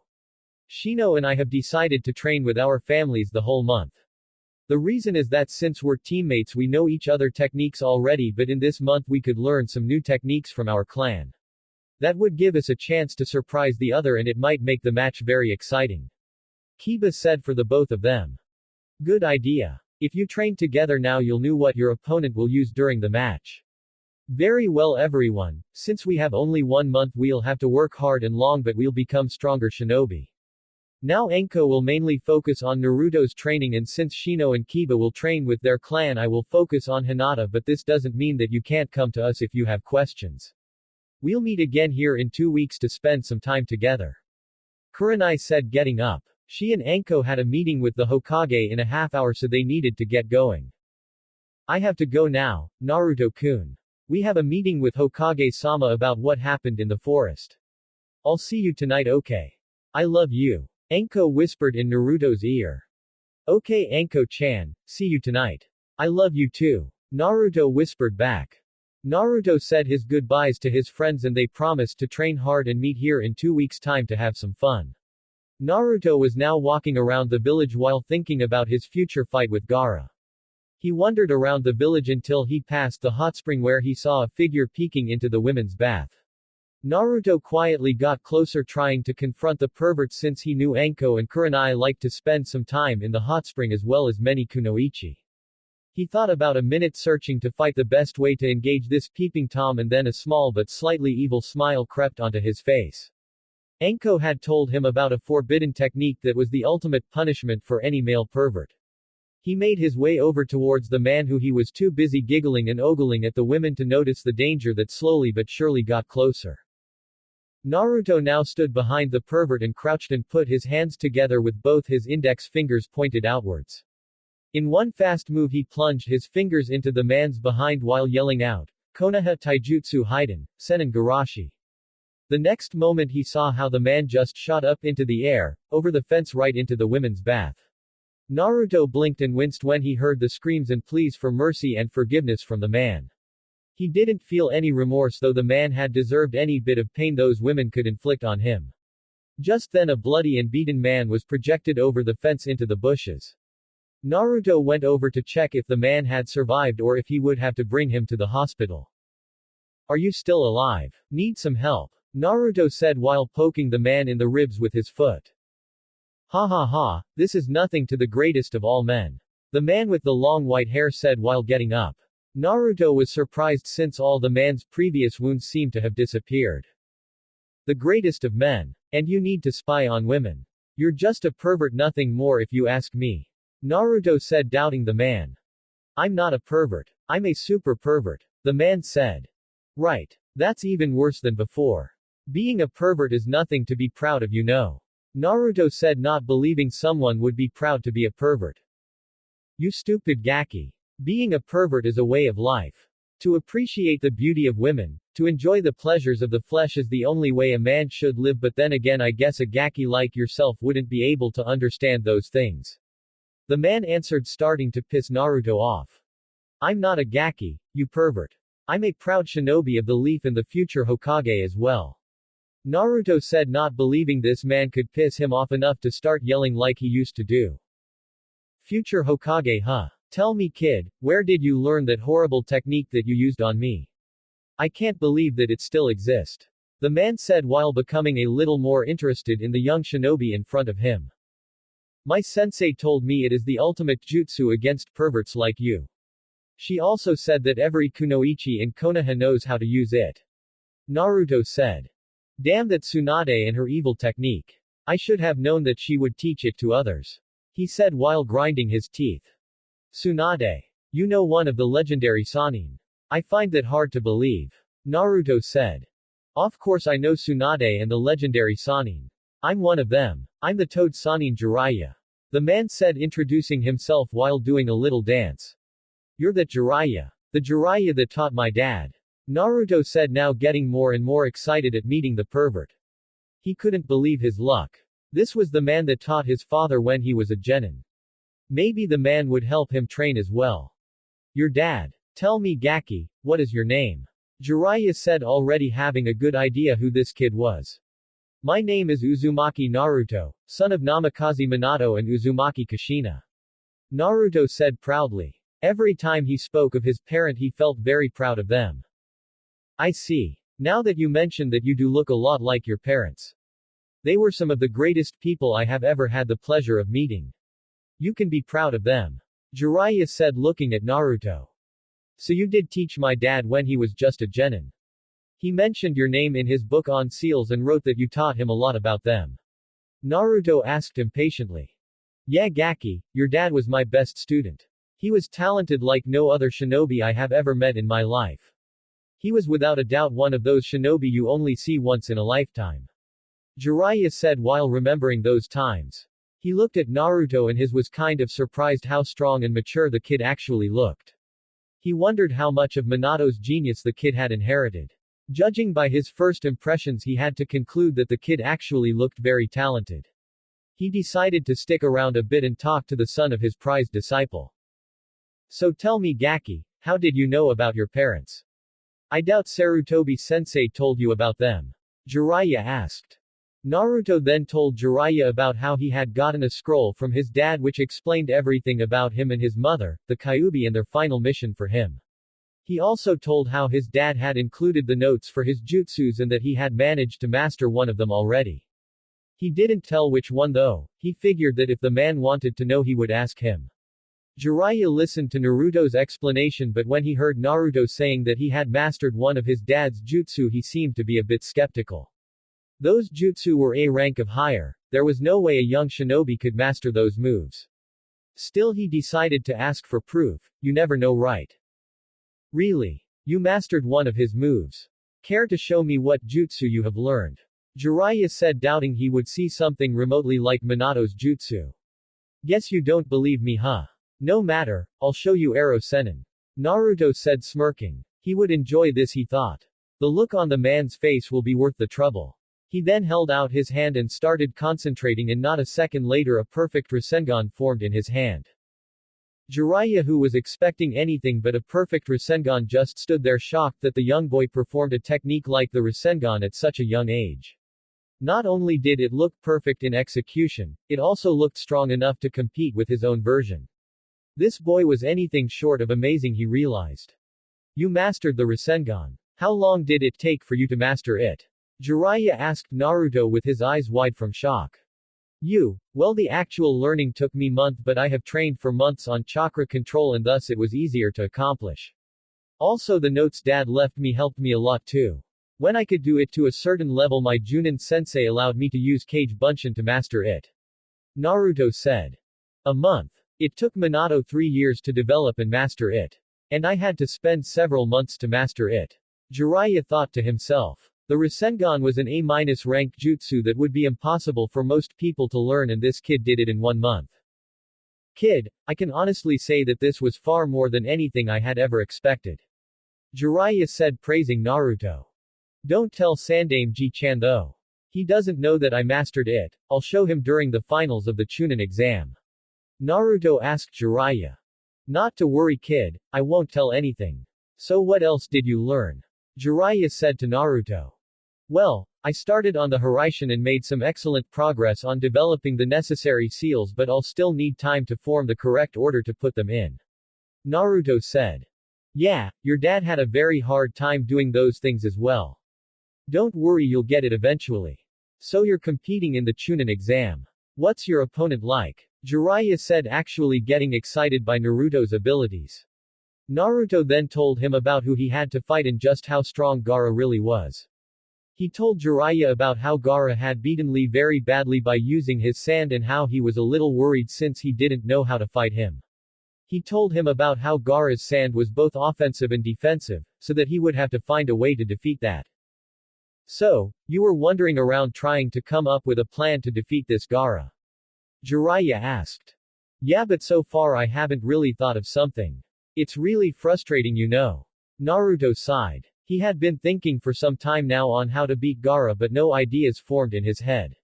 It was like his mind and brain refused to help him. It started to piss him off too. How about I teach you something? I owe it to your dad to help you out a little. Besides, if I help you, I can say that I helped train 2 Hokages. Imagine how the ladies would react hearing that. Jiraiya said with a small perverted smile on his face. Really? You would help me? Thanks, Ero Sennin, this will be great. Naruto exclaimed. This would help him a lot, he realized. Pervert or not, the guy was one of the legendary Sannin, so he was bound to know some really good jutsu or something that could help him become stronger. Ero Sennin. The hell, Gaki? What did I do to deserve such a name? Jiraiya yelled. You're a pervert and the Toad Sennin, so together that becomes Ero Sennin. Now what will you teach me? Naruto said, trying to find out what he was learning. Fine, come with me. Jiraiya said to Naruto while muttering something about brats who didn't respect their elders. He led Naruto to a large open space away from the village. He figured he could teach the kid how to summon toads, seeing as he was the carrier for the contract. Naruto followed, still wondering what he was going to learn. Jiraiya took him to a large clearing just outside the village where they had plenty of space to practice away from the prying eyes of the villagers and fellow shinobi. Tell me, Gaki, what do you know about summoning? Jiraiya asked. Summoning. Well, I know that you, Tsunade and Snake Face each have a different summon. You have toads, Tsunade has slugs and Snake Face has snakes. I also know from Jichin that he has the ape summon and that Anko has the snake contract as well. Naruto finished. That's right, Gaki, now your dad had the toad summon as well. Did you know that? Jiraiya said while raising an eyebrow at Naruto nickname for Orochimaru. Yeah, I knew that. Naruto said. Who didn't know about his dad and Gamabunta? It was like common knowledge for all Konoha shinobi. They had special history lessons about the 4th after all. It was also one of the only lessons where Naruto truly paid attention since the Yondaime had been his hero for years. Would you like a chance to have the same contract as your dad? Jiraiya asked, already knowing the answer. He recognized a lot of Minato's behavior in Naruto. It was like a trip to the past for him. It made him somewhat happy and sad at the same time. Are you kidding me, Ero Sennin? What do you think? Of course I would like that. Naruto said while getting excited at the thought of being able to summon toads. Never had he thought of one day having such a opportunity. Only a idiot would refuse such a honor, and Naruto wasn't a idiot. Jiraiya smiled and told Naruto to back up a little, which he promptly did. Seeing Naruto had taken some distance, Jiraiya bit his thumb, drawing some blood, and started the necessary hand seals and then slammed his hand into the ground, yelling out, Kuchio's no jutsu. Naruto watched as a large cloud of smoke filled the area, waiting patiently for the smoke to disappear. When he finally was able to see what Jiraiya had summoned, he grinned, already imagining the kind of things he would be able to do. Jiraiya had summoned a large toad easily twice the size of Naruto and stood on his back looking down at Naruto, knowing he had impressed the kid. This was the kind of reaction he had hoped for. Hopefully now the kid would stop calling him Ero Sennin. Really, kids these days have no respect for their elders, he thought. What do say now, Gaki? Admit you're impressed, right? Jiraiya said. I'm impressed, but you're still Ero Sennin to me, Ero Sennin. Naruto said, trying to annoy Jiraiya. In truth though, he was very impressed by summoning. Sure, he had seen Anko summon some of her snakes before, but this was different. Toads were impressive and this one seemed to be strong enough to kick his ass. Damn it, Gaki, show me some respect, will you? Jiraiya said while tears run from his eyes. Respect is earned, not given, but fine, I'm very impressed, okay. Naruto said. Fair enough, Gaki, now come here so you can sign the contract. Jiraiya said, satisfied that he at least impressed the blonde shinobi. Naruto made his way over to the toad and Jiraiya eager to sign the contract. The toad dropped a large scroll and unrolled it while Jiraiya said that Naruto would have to sign his name in blood. Naruto nodded and took off one glove and made a small cut in his thumb. He then wrote his name on the scroll just next to where his dad had signed it as well.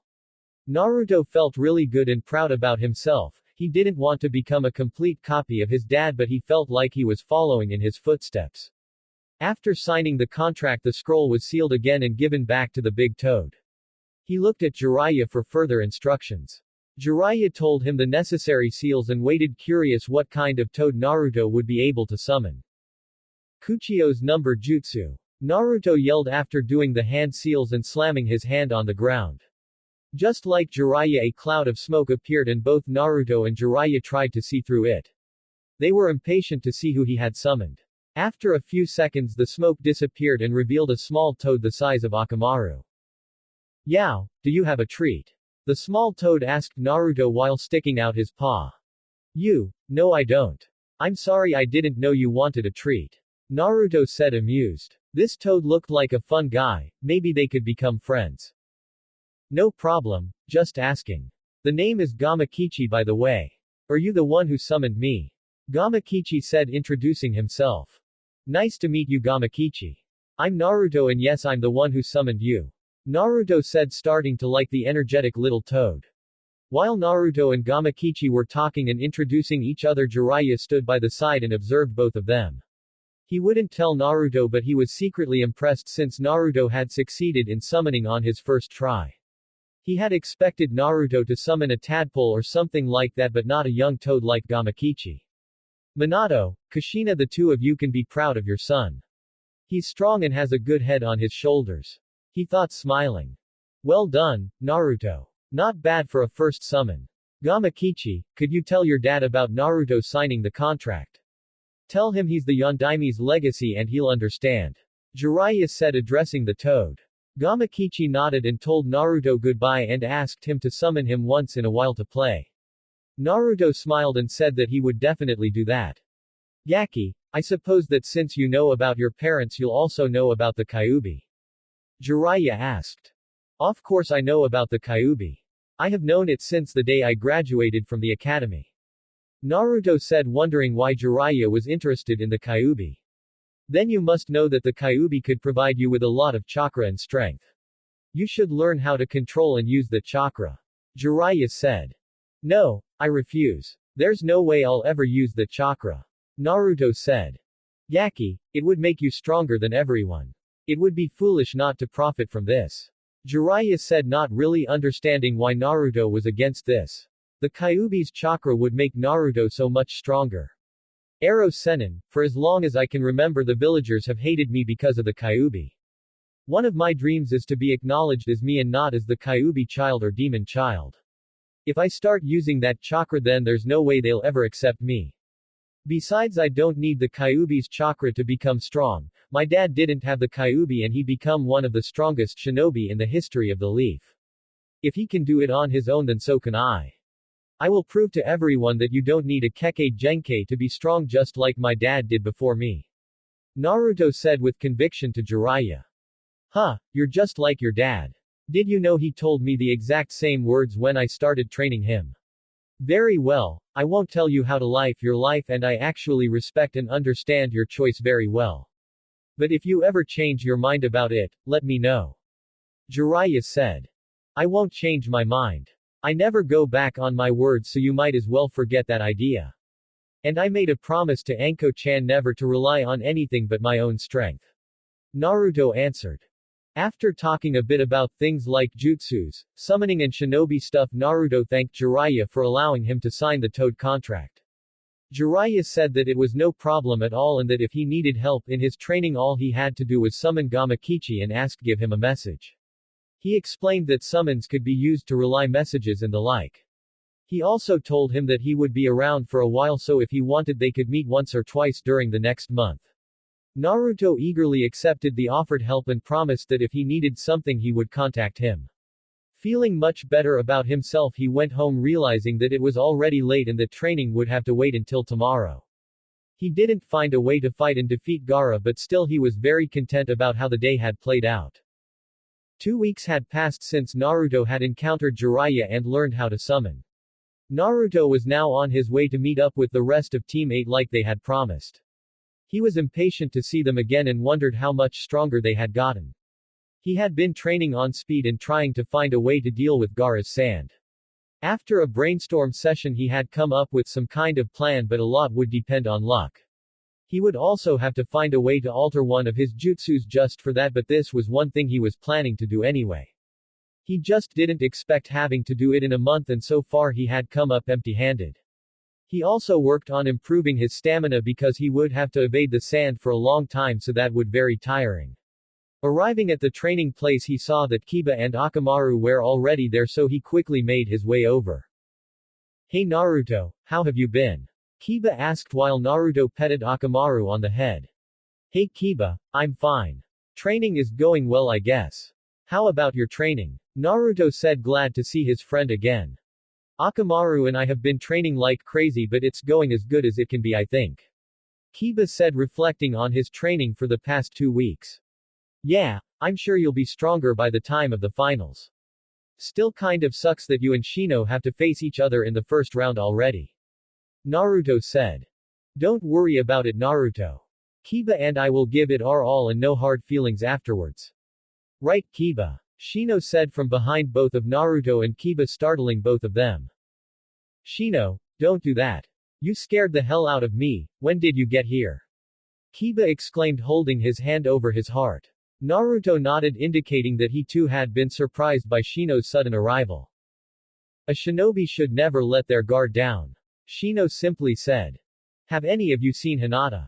I wonder how her training is going. Naruto asked, curious about his teammate. I haven't seen her, but Kurenai-sensei told me that she's doing great in her training. She also said that Hinata had made 2 new friends recently. Kiba said. 2 new friends? Wonder who that could be. Naruto said, glad that Hinata had made some friends of her own. She was always too shy in his opinion.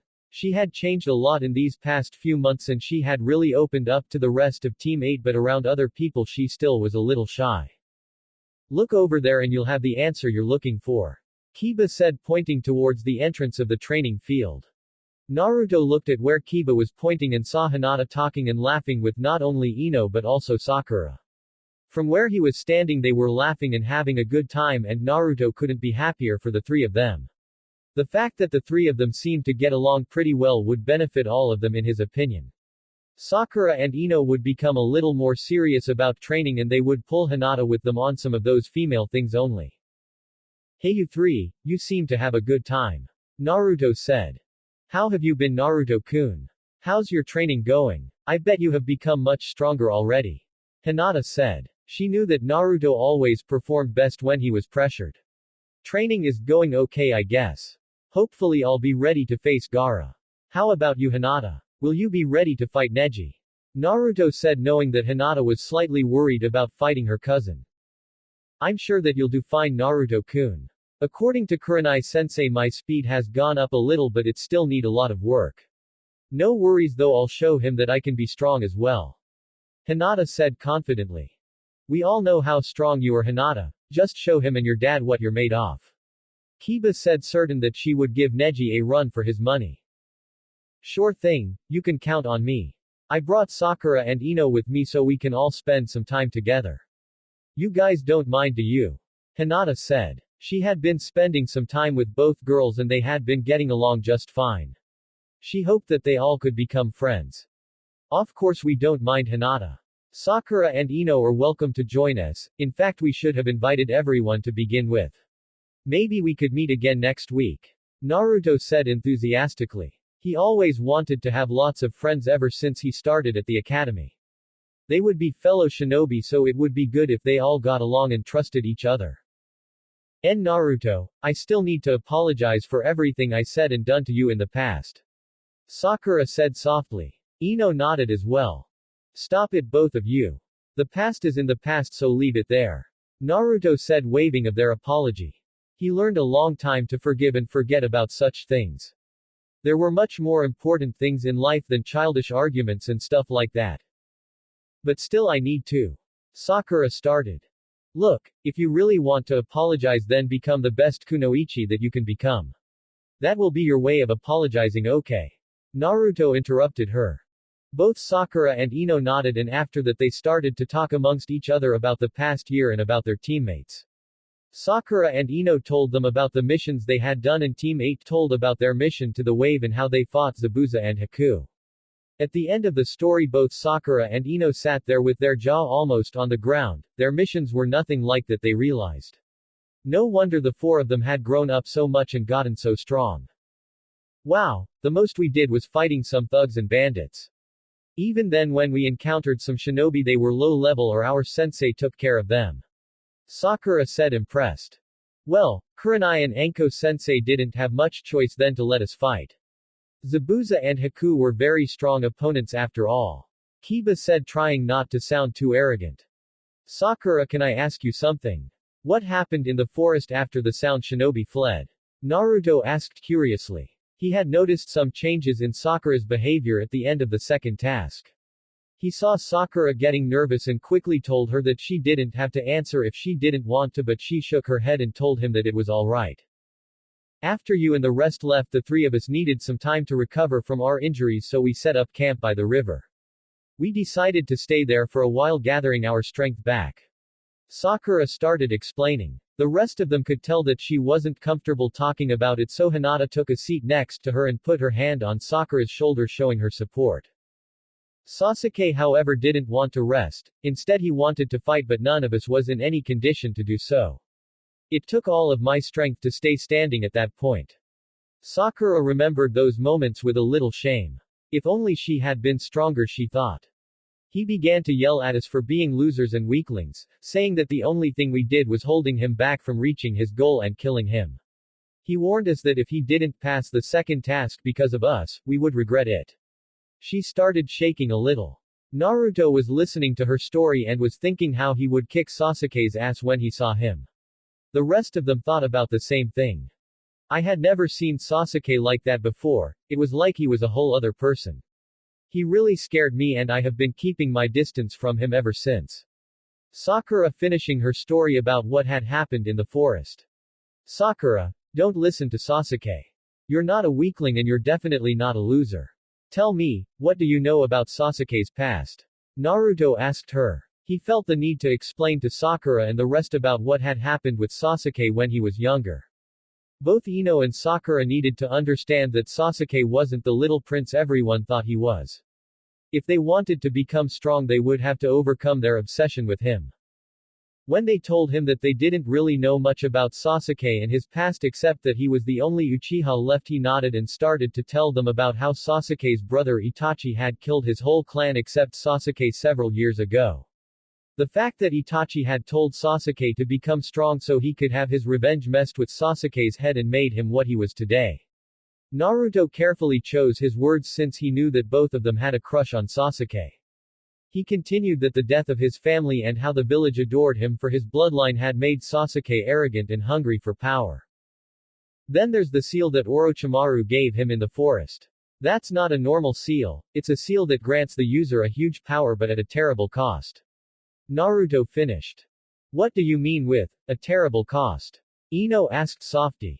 In the past few minutes she had learned more about Sasuke than before. She thought it was horrible for a young boy to lose his whole family at the hands of his own brother. The seal is addictive and each time you use it, it will eat away at your soul and try to influence you to do things you don't want to do. Naruto finished sadly. Anko had told him about people like Sasuke.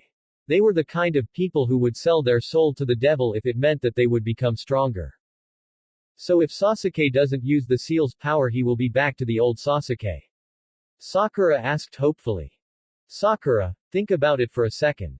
When he activated the seal in the forest he felt the power from the seal, and for someone like Sasuke who is always looking for power it's too good to ignore. Naruto said softly. He hated to ruin Sakura's hope but she needed to know this, he realized. The sooner she understood what kind of person Sasuke is the better.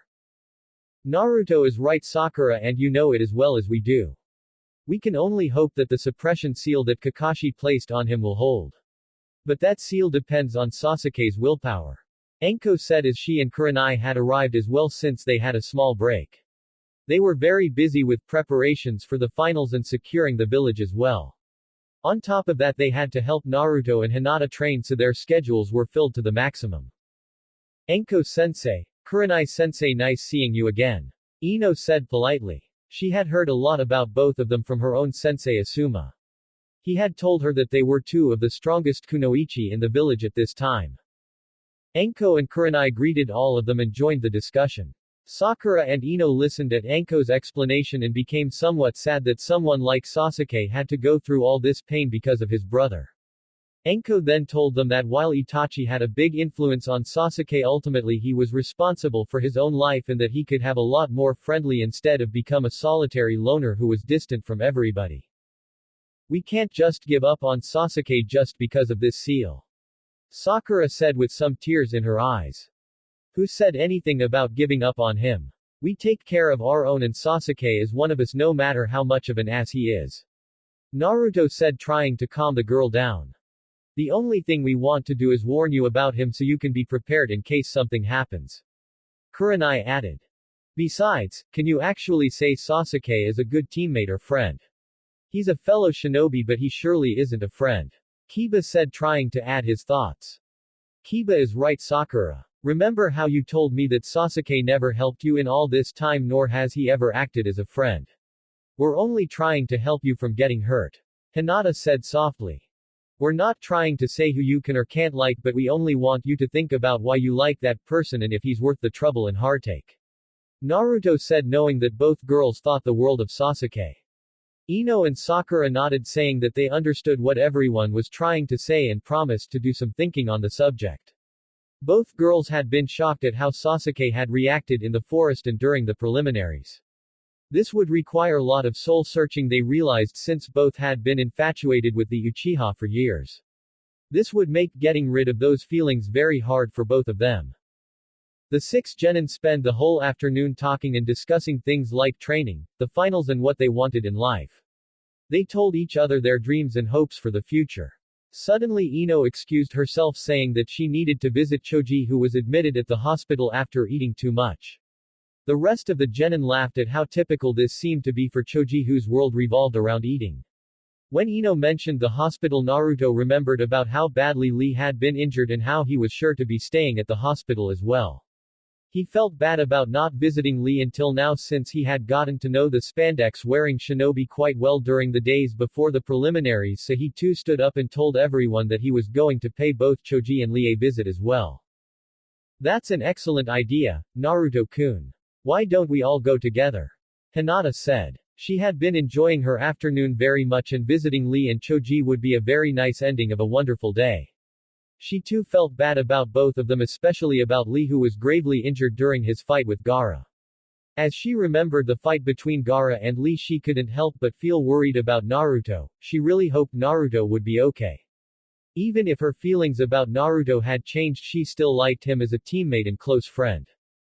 Everybody thought that it was a really good idea and they made their way over to the hospital, happily chatting and laughing along the way. A lot of people raised an eyebrow when they passed or saw the group of genin talking and having a good time like they didn't have a care in world. When they reached the hospital, they met up with Shikamaru, who had planned to visit Choji as well, seeing as he was his best friend ever since they were young. Since they were now such a large group, they decided to split up, and while the girls would first visit Choji, the guys would go see Lee and then they would switch. After asking where Lee's room was, Kiba, Shino, Shikamaru and Naruto quietly went in search for the room. They had been warned not to make too much noise and not to disturb Lee for too long since he still needed lots of rest. After searching for about a minute, Shino motioned that he had found Lee's room and quietly opened the door. When they entered the room, they were greeted with a scene that none of them had ever expected. Next to a sleeping Lee stood Gaara with a murderous smile on his face. Lee's body was covered in sand and it seemed like the sand was crushing him. The 4 genin immediately took action to save their comrade's life. Shikamaru used his shadow to trap Gaara so he couldn't move anymore, while Shino and Kiba jumped in front of Lee ready to protect him. Naruto just appeared in front of Gaara and punched him as hard as he could in the face. What the hell are you doing?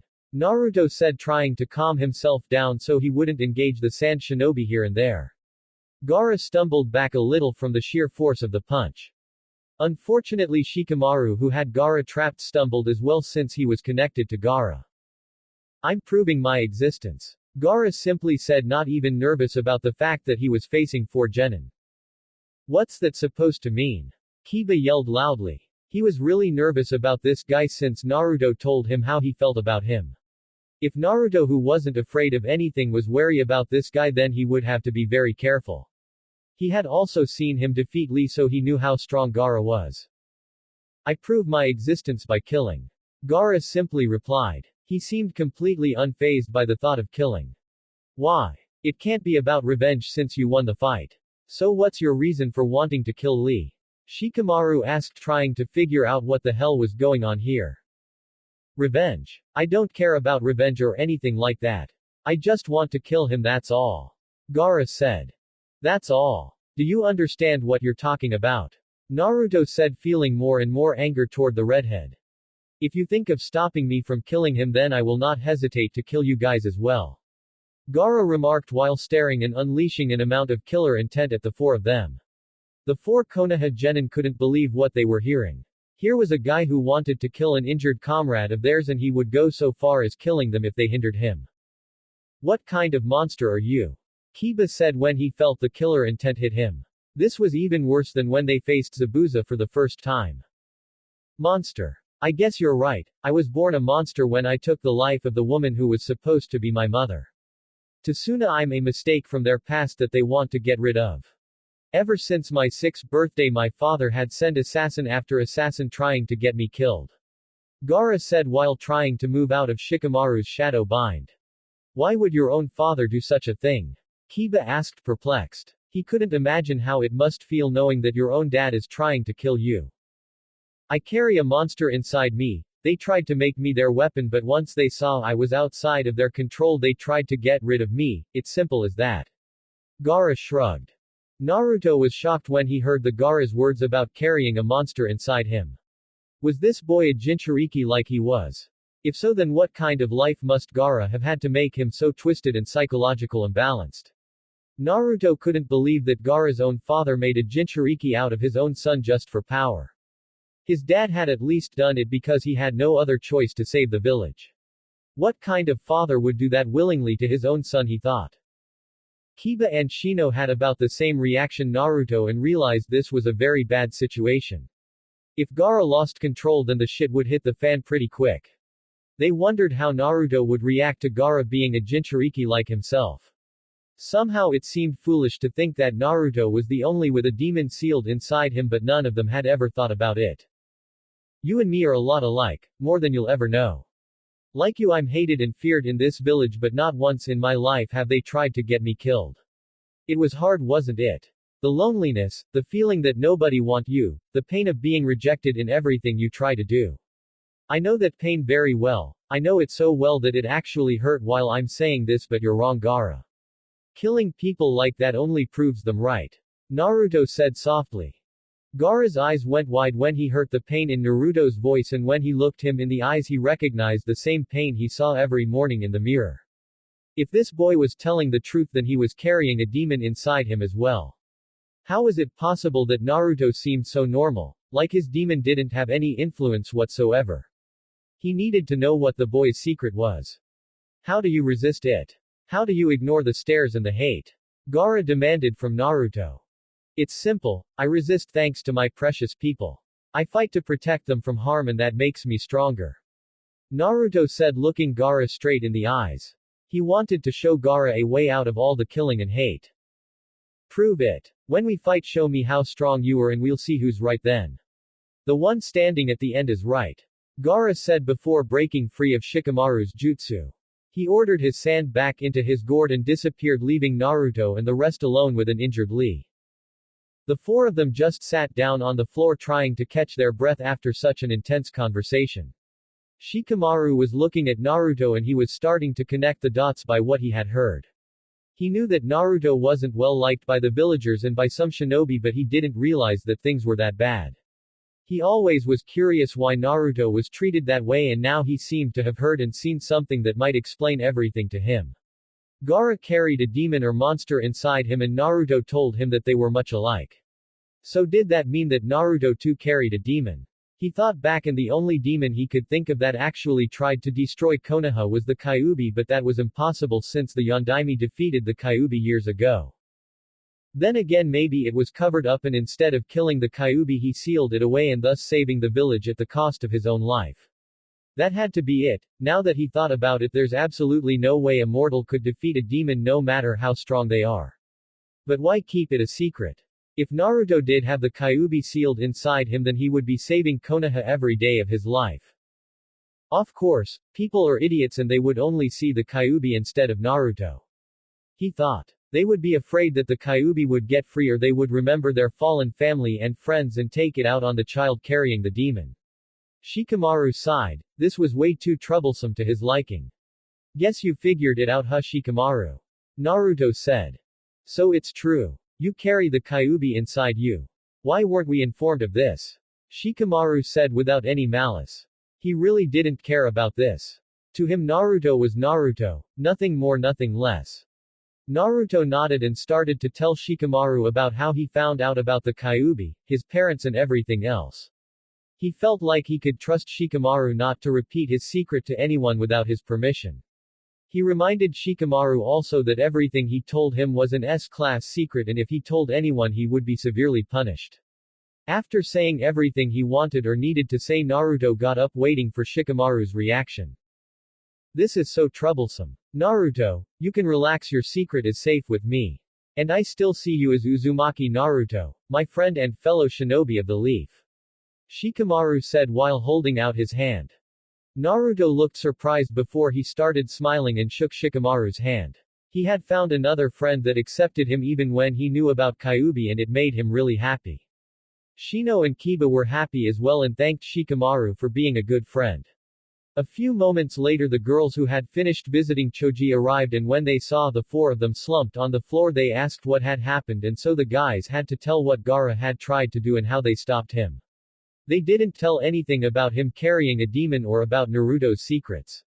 The girls were shocked at what had happened and felt relieved that they had visit Choji first, otherwise they might not have been able to stop Gaara from killing Lee. Slowly the boys got up and said that they would pay Choji a quick visit before heading home. After they had finished visiting they made a promise to meet once a week so they could hang out and have some fun.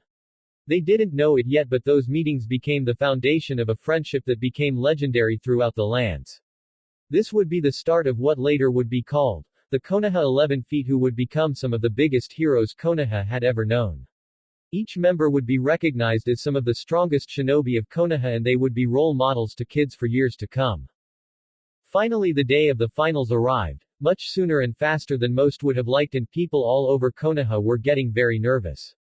Sarutobi, Sandaime Hokage, was standing on top of the Hokage monument and gazed over his village that was still in a peaceful slumber and sighed. He had been Hokage for many years and the feeling in his gut told him that maybe this would be the last sunrise he would ever see, so he enjoyed it to the maximum.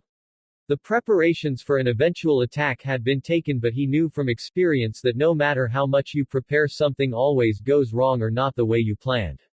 They had prepared an evacuation plan for the civilians and several Chunin were standing by waiting for the order to get into action. They would be responsible for their protection.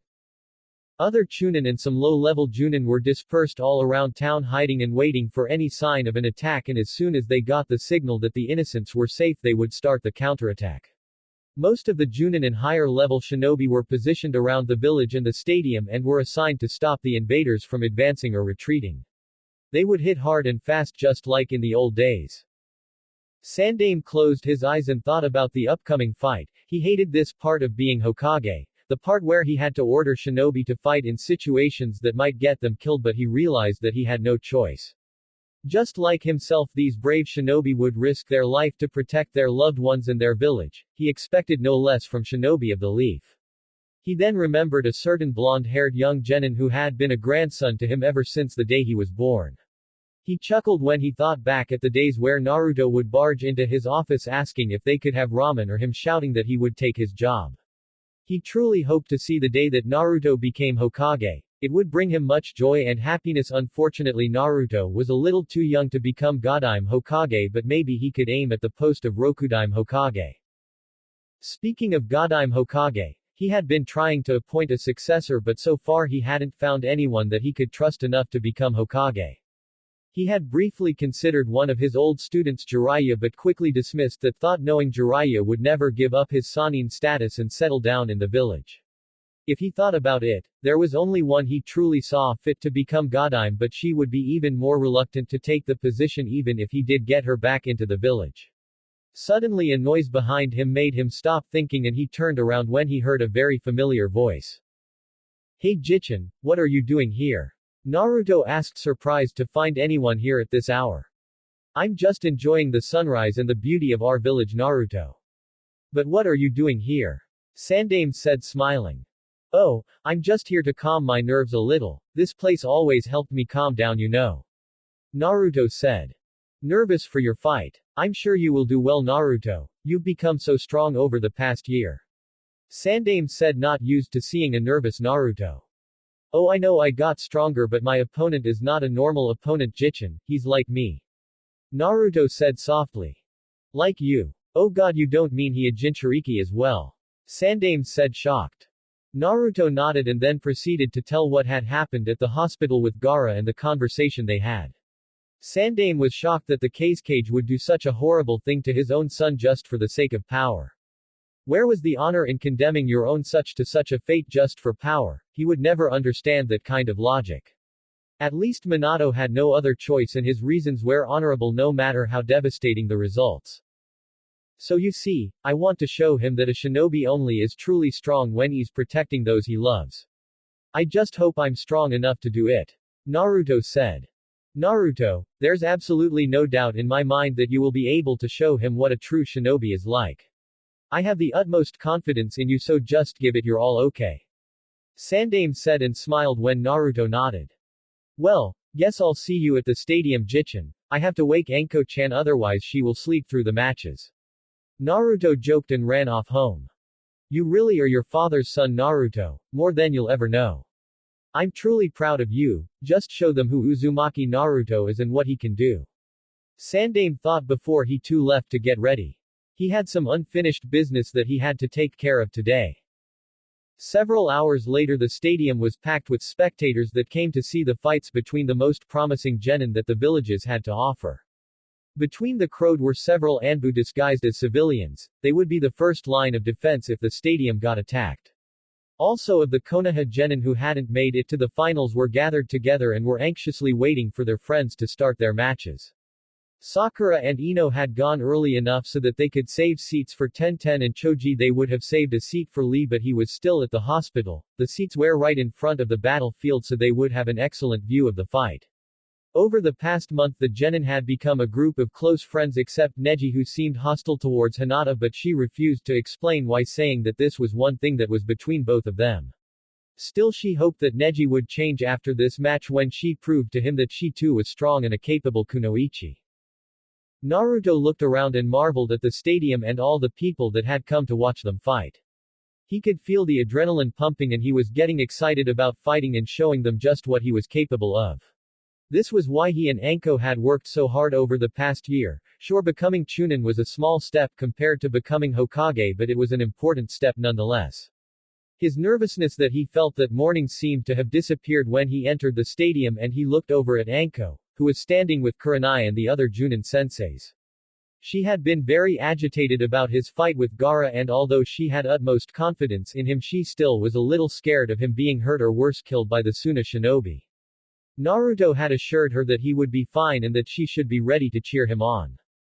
Finally all the genin, except Sasuke, who seemed to be late, had assembled at the center of the battleground so they could receive some last instructions. There had been a change since Dosu, the Sound Nin had been killed during the month previous to the finals so there would only be 5 matches. After that they were to face the Hokage and Kazekage who were sitting in a balcony just in front of them. The Hokage nodded and stood up preparing to say a few words to the crowd and the genin. People of Konoha and esteemed guests, it is my pleasure to welcome you to the finals of the Chunin exams. He said while looking around in the crowd. Today, we will witness just how strong our respective shinobi are and from their fights we will determine who of them is worthy of the being promoted to the rank of Chunin. I hope each and every one of you have an enjoyable day. He finished that part of his speech. He then turned toward the genin who would be fighting. A few words for our young contestants. You have made your village proud by advancing this far. Nobody can take that away from you no matter if you win or lose today. Remember the following, a shinobi's strength isn't how many jutsus he knows but how he uses them and the reason why you fight. I wish you the best of luck in your matches. The Hokage said before sitting back down before the crowd erupted in applause and encouragements. Naruto and the other genin were instructed to leave the battleground while both Hinata and Neji had to stay for the first match. Naruto, Kiba and Shino wished their friend good luck and went upstairs as well. They had confidence that Hinata would do well. Even if she lost the match, they all knew she had grown into a strong and capable kunoichi. Hinata and Neji made their way over to the middle of the field and stood in front of each other. Before the proctor could start the match, however, Neji started to say something. Hinata-sama, I would advise you to give up this fight. You're too weak to win this fight. He said arrogantly while sneering at Hinata. I will not give up this fight, Neji-Nisan. Besides, how do you know I can't win? She said, looking him straight in the eyes. She wouldn't back down from this fight or let him intimidate her any further. Fate decided that I would be the winner from the moment our match was drawn. You cannot change fate or destiny. He said, still sneering at her. Fate. Destiny. And how do you know what fate or destiny has decided? Hinata said, already used to hearing Neji's logic. She had spent some time with Tenten after all. You're weak, Hinata-sama. You always were weak and you can't change that. I will show you the difference between us and display the foolishness of going against fate itself. Neji said before activating his Byakugan. Hinata responded by taking a stance for the original Juken style and she too activated her Byakugan. The proctor then started the match and the two genin just jumped forward and started exchanging blows to each other. Neji started by aiming at her stomach with a textbook move, but Hinata quickly countered and retaliated by aiming a punch to his shoulder. Both of them kept trying to hit their opponent, but so far neither of them had landed a hit. Hinata kept advancing, trying to get the upper hand, and for a moment it seemed she was succeeding, but then she felt Neji hit a few tenketsu in her right arm, making her jump backwards to do some damage control. Luckily he had only sealed two of them and she relaxed for a second, trying to catch her breath. Like she had expected, Neji was vastly superior to her in the Juken style, but unlike before, she was able to see his attacks and counter them. Neji was seething inside. He had expected that Hinata would be a pushover, but so far she had done remarkably well. This wasn't the Hinata he remembered. That Hinata was a coward, a weakling, someone who was afraid to get hurt and to hurt others as well. The Hinata standing in front of him, however, was confident and had the skill to back it up. Nonetheless, he wouldn't lose to her. He was a genius of the Hyuga clan even if he came from the branch family. He would observe for now and attack when the time was right. In the crowd, Hyuga Hiyashi, clan head and leader of the Hyuga, was watching the fight between his daughter and his nephew. He too had anticipated a easy match for Neji, even though he had noticed that Hinata had been making excellent progress with the Juken when they sparred. He was surprised to see his daughter fight in such a straightforward way. He knew she hated to inflict pain on others, especially friends or family.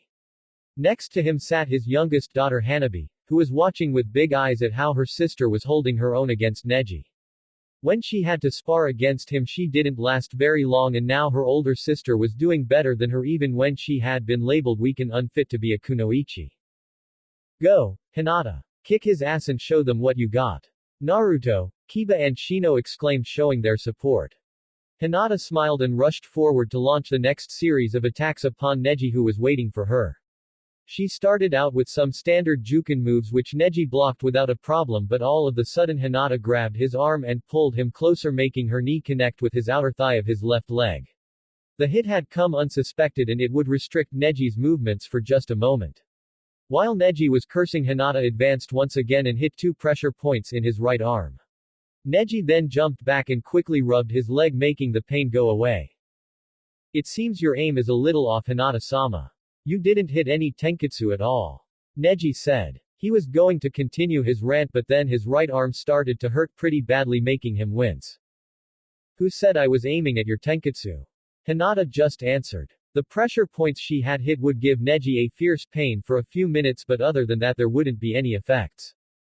Neji frowned before trying to move his right arm, only to find that it hurt like hell and that he couldn't move his arm at all. He wondered what Hinata had done, but figured that the pain would soon be over. He would need to take some distance until the pain went away. Hinata however wouldn't stand around doing nothing and charged him head-on. She delivered blow after blow and Neji was finding himself hard-pressed to defend himself with only one arm. He ducked under a Juken punch by crouching low, but what happened next shocked him to the core. Hinata had moved closer and just planted her knee right into his face, knocking him back before she followed up with a hard punch in the gut and hitting a few tenketsu and pressure points as well. Unfortunately for Hinata, who was planning to hit him in the face, Neji regained control of his arm and blocked her punch before jumping back. That wasn't a Juken attack. Are you that weak that you need to resort to another taijutsu style to defeat me? Neji sneered at her while he tried to clear his head from the blow he received. What? Is there some rule that Hyuga can only fight by using the Juken? I'm a kunoichi of the leaf and as a shinobi I use everything that might win me the match. Hinata answered calmly. Use whatever you want but you won't win against me. I said it already, you were destined to lose this match. Neji said arrogantly. Hinata just ignored his words and slowly started advancing towards her cousin. She had closed a few tenketsu and hit several pressure points in his right leg, but unlike before, these would hinder him for at least half an hour. They would slow him down a little, making the match a little more even for her. Even with all the training she had done in the past month, Neji was still faster than her, and the fact that he was better at Juken put her in a difficult situation. She was only slowly getting comfortable with her own style of taijutsu and it was still far from perfect even if she had proven that it worked very well. She would have to catch him off guard if she wanted to have a chance to defeat him. Neji saw his cousin slowly coming towards him and prepared by taking a stance, but he cursed when he felt a sharp pain in his right leg. The pain was very similar to the pain he felt in his arm and he assumed that it would go away in a few minutes. Still, the pain would slow him down, so he would have to be careful. He wouldn't take any more chances in this match. Hinata had now approached him enough that he could attack her, but he opted to wait and let her attack, waiting for the pain to disappear. Suddenly Hinata shot forward and threw a punch at his face, which he blocked with his right arm before throwing a punch at her midsection. Hinata saw the punch coming and just twisted on her feet, elegantly evading the punch. She did a small spin and aimed to hit Neji from the side. Neji however just smirked and unleashed his next attack. He just started turning like a toll and yelled out, "Kaden," making a large blue dome-like structure appear around him. Hinata, who was too close to evade it, crashed right into it and was flown across the field. The crowd was shocked into silence at seeing these two genin fight so seriously, and almost all of them held their breath to see how the fight would end. One person however was even more shocked than all the rest. Hyuga Hiyashi couldn't believe what he just saw. A branch member had learned one of the secret techniques of the Juken that normally only were taught to members of the main family. This meant that Neji had learned it on his own, which baffled him. He was more than a little shocked at how Hinata was doing in this fight. She had shown him that she was way more talented than that he had thought she was. Maybe he would have to review his opinion about his oldest daughter, he thought. Naruto and the rest were worried about their friend. None of them had known that kind of technique existed and that Neji was able to use it. From what they had seen, Hinata had collided with the chakra dome, sending her across the field. They hoped that she would be okay and uninjured enough to continue the fight. They had been glad to see how well Hinata had been doing in her match. All of them knew how scared and nervous she had been, but it seemed that Hinata had made up her mind and was fighting to win. They couldn't be more proud of her even if she lost the fight. Hinata opened her eyes and slowly and painfully got up to her feet. She had taken a heavy blow and knew that she could afford to take another hit like that again. Never had she expected that her cousin knew the Kaden, since branch members weren't taught how to do it. She coughed up some blood and wiped her mouth while slowly trying to regain her strength before Neji attacked her again. She didn't need to worry since he was waiting for her with an arrogant smile on his face.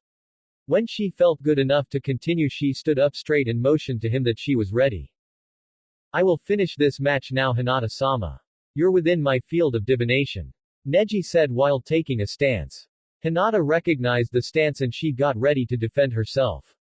Hake Rokujuyan Sho. Neji just started attacking, aiming to hit Hinata's tenketsu, which would prevent her from using chakra for some time.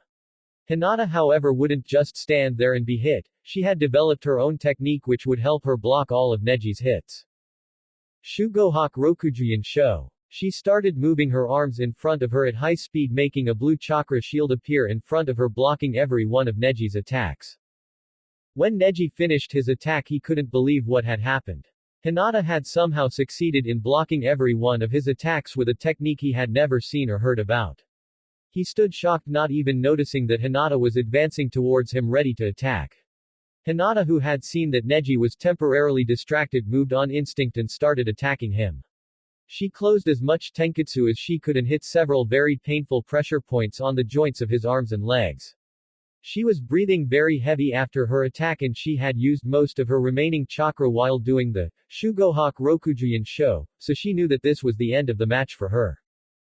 Neji, who saw his final attack being blocked, barely registered Hinata's onslaught on his body until he became aware of the sharp pains in his body. He dropped to his knees before falling face down in the dirt. When he tried to get back up, he screamed slightly in pain caused by Hinata's attack. How? What was that technique? He managed to say. It was my own original technique that I made it with the help of my team. For years I saw myself as weak and pitiful, but my team helped me get stronger. They helped me create my own style of taijutsu since I find the juken unnatural to me. So I started on creating my own style. A style suited for me, and even though it's far from finished, you have seen and felt the results. Hinata said while dropping down to one knee. You created your own style. Impossible. Someone like you couldn't do such a thing. Neji said, not believing a word he heard. Believe whatever you want, Neji Nisan. I know now that I'm not weak like you or my dad used to tell me. I trained hard and long just to show you that I too can be strong. Hinata said while breathing heavy. She was starting to lose consciousness from chakra exhaustion. Destiny decided that I would win, yet this happens. Why? Neji mumbled. Destiny and fate do not concern themselves with a fight like ours. My team taught me that destiny and fate is what you make of it. They showed me that if you work hard for something, you can defy them and make your own destiny. Hinata said, falling down on her back before losing consciousness with a small smile on her face. She had shown them that she too was strong, and in the end that's all she wanted. She didn't care about winning or losing the match. The proctor who had allowed them to finish their conversation went over to check on both of them. He took a good look at Neji and saw that he was unable to continue the match. He had a good idea what the girl had done with her last attack, so he was sure that Neji was in no condition to fight.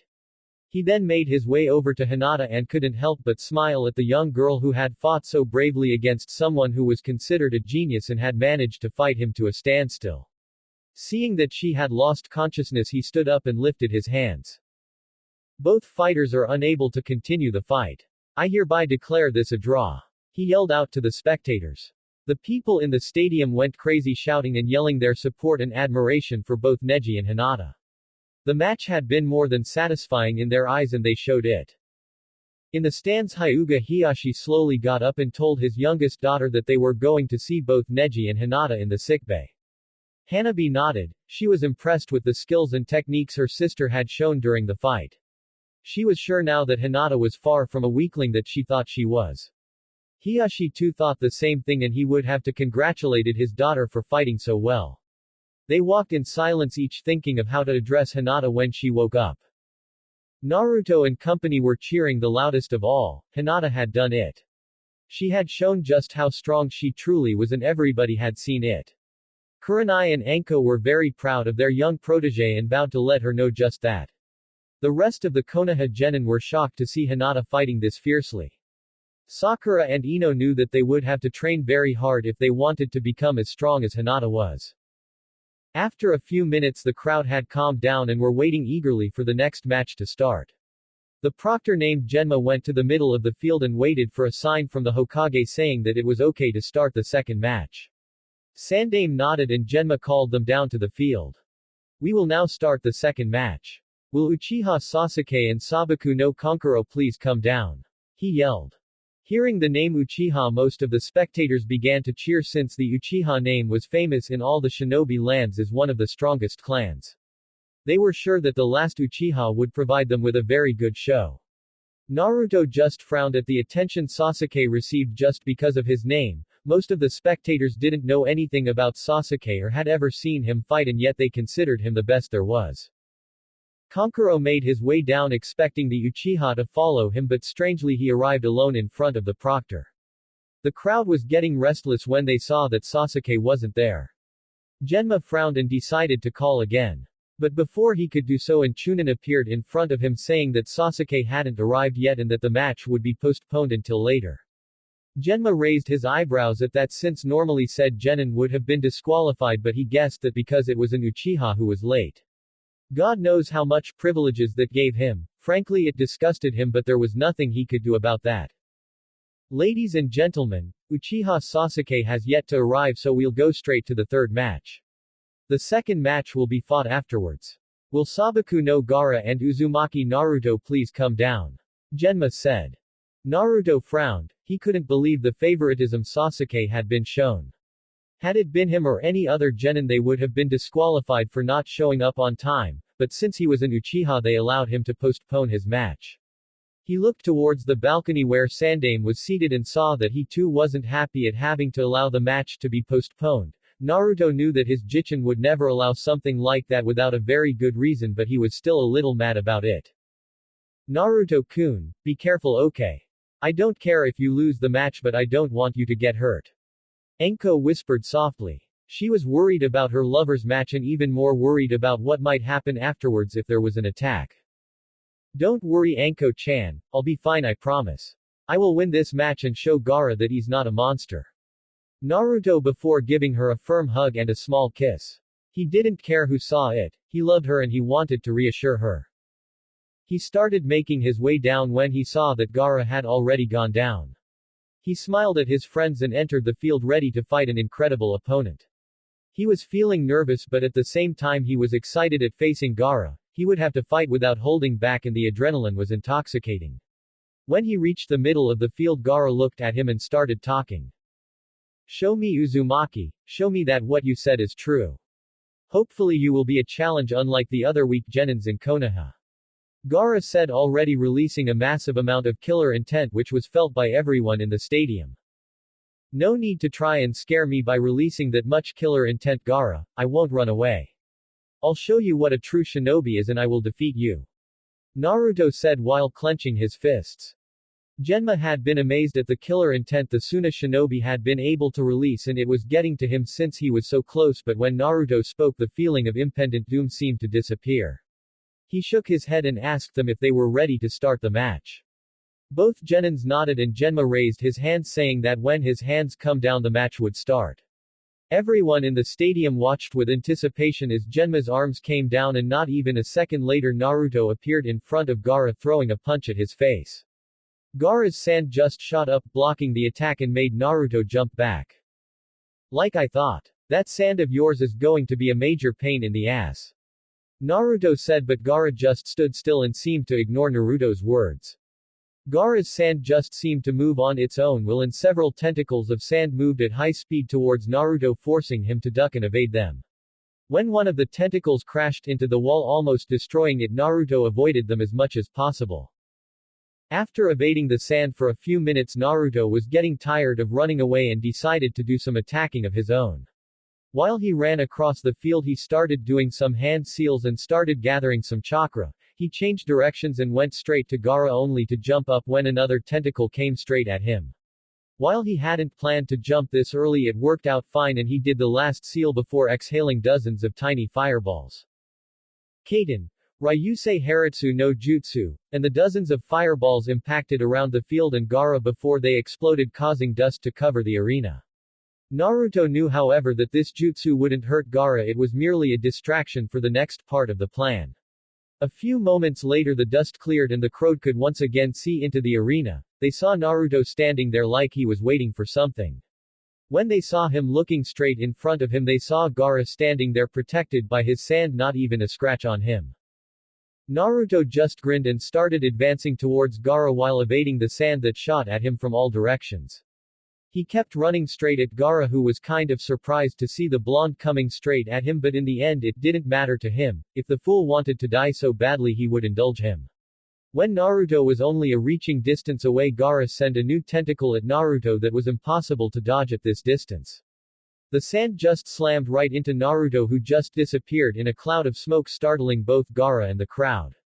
Gaara just stared at the place where Naruto used to be until he felt his sand move behind him. He quickly turned around and saw Naruto ready to punch him, but luckily his sand protected him. But just like last time when Naruto got hit, a cloud of smoke appeared. Gaara then felt his sand move all around him, and when he looked up to the sky he saw dozens of Narutos descending on him. He smirked. No matter how many there were, one of them was the real one and his sand would deal with him. His sand shot upwards, destroying clone after clone until the sky was filled with smoke from the dispelling clones. Gaara looked around and saw that every Naruto had disappeared, which didn't make any sense, but before he could react, a fist connected with his chin, launching him up in the air. Naruto had used Doden Shinju Zanshu no Jutsu to get underground and positioned himself right under Gaara while distracting him with Kage Bunshin no Jutsu. When Gaara destroyed all of them, he shot up, punching Gaara straight in the face. That wasn't the end of Naruto's attack, however, and a last Kage Bunshin clone appeared above Gaara and sent him back down by planting his heel into Gaara's stomach. Gaara crashed straight into the ground, creating a crater indicating just how much power Naruto's kick must have had. The crowd was shocked into silence, and a lot of them were sitting on the edge of their seat trying to see through the dust. Anko and the rest were cheering like crazy for Naruto, but each of them knew that this wasn't the end of the fight. In fact, they would be surprised if Gaara was even slightly hurt by this attack, but they cheered all the same. On the other side of the balcony, Gaara's teammates could only stare, not believing their eyes. This was the second Leaf Genin who had succeeded in hitting Gaara.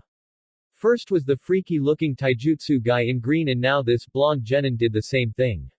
They could only imagine how Gaara would react, but they knew it meant trouble. Before the dust cleared, however, a large tentacle of sand slammed Naruto into the wall on the other side of the arena, resulting in a large crack and a hurting Naruto. He dropped on the ground trying to overcome the pain and forced himself to stand up. Luckily he healed pretty quick, so if he had an injury he would heal in matter of minutes, as long if the injury wasn't too severe. Meanwhile the dust had cleared and Gaara could be seen standing inside the crater grinning like a maniac. A silent yet crazy laughter filled the arena, and soon Gaara was laughing so hard that most people thought he had lost it. That's it, Uzumaki Naruto. Show me more. I want to fight you full out. No more holding back or I kill you right here in front of your so-called precious people. Gaara said, grinning, his eyes bloodshot. Naruto sighed. He had hoped that he could keep this until later in the finals, but he knew that he had no chance of winning if he held back. He looked up the stands and looked for Anko, asking for permission for what was to come. Anko knew what he wanted and she agreed that it was necessary not only so that Naruto could win but also that he would survive. Naruto, it's okay. Release the seal, you have my permission. She screamed for everyone to hear. She enjoyed the confused faces on Kurenai and the rest of the shinobi gathered around her. Naruto nodded and placed his hand on his chest before starting to concentrate for a moment. After a few seconds he seemed to gather some chakra and said, Fuinjutsu, Zenryoku Gente, Kaiho.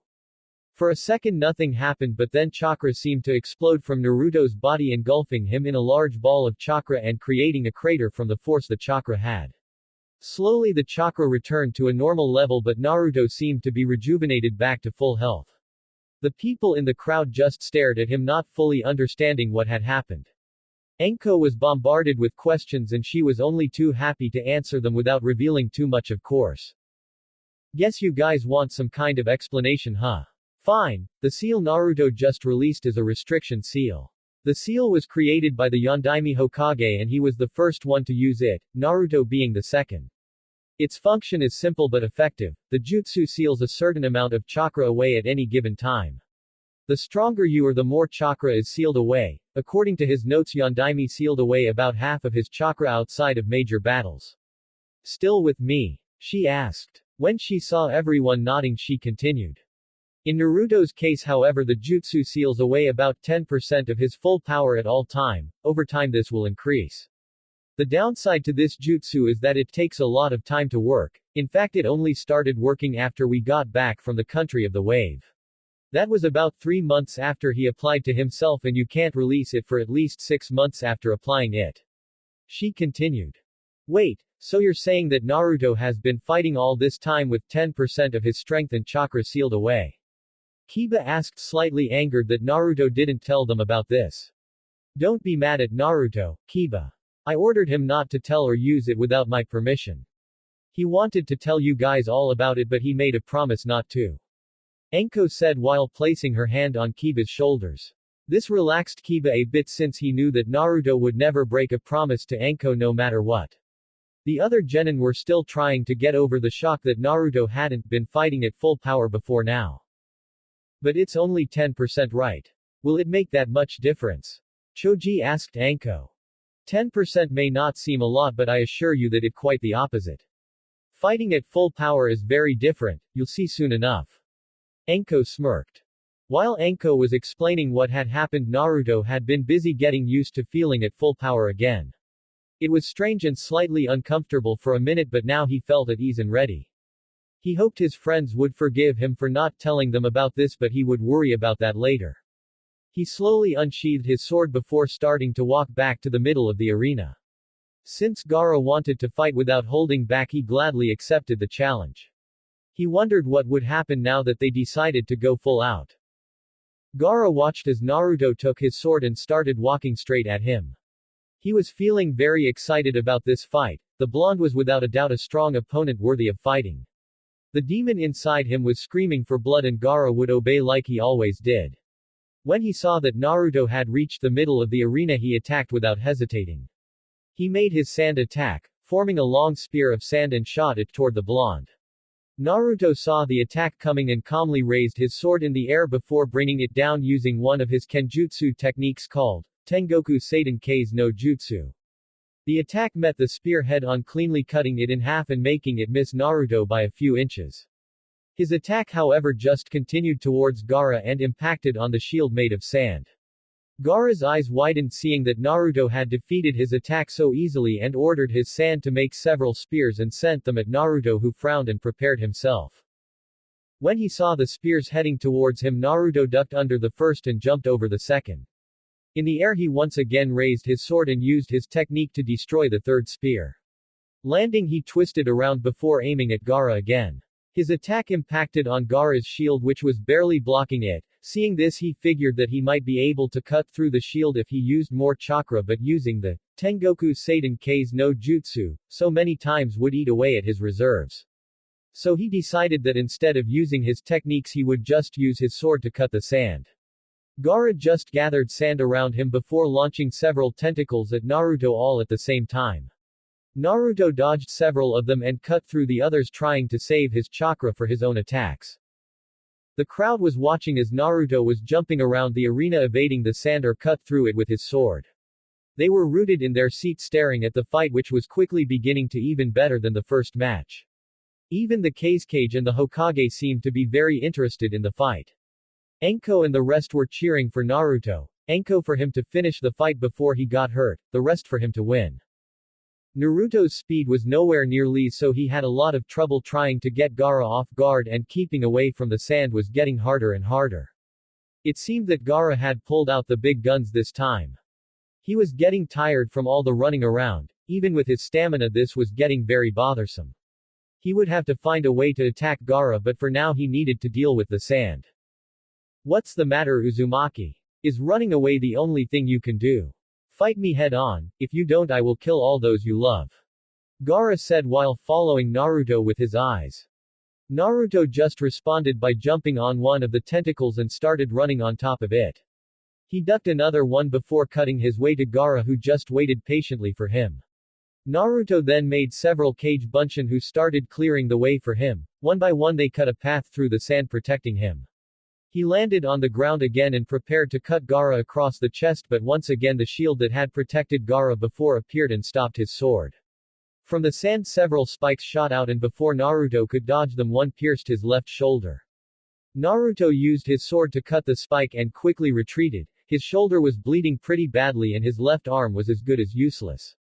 Even with his advanced healing it would take a while before he would be able to use it again. That's it Uzumaki Naruto, give me more of your delicious blood.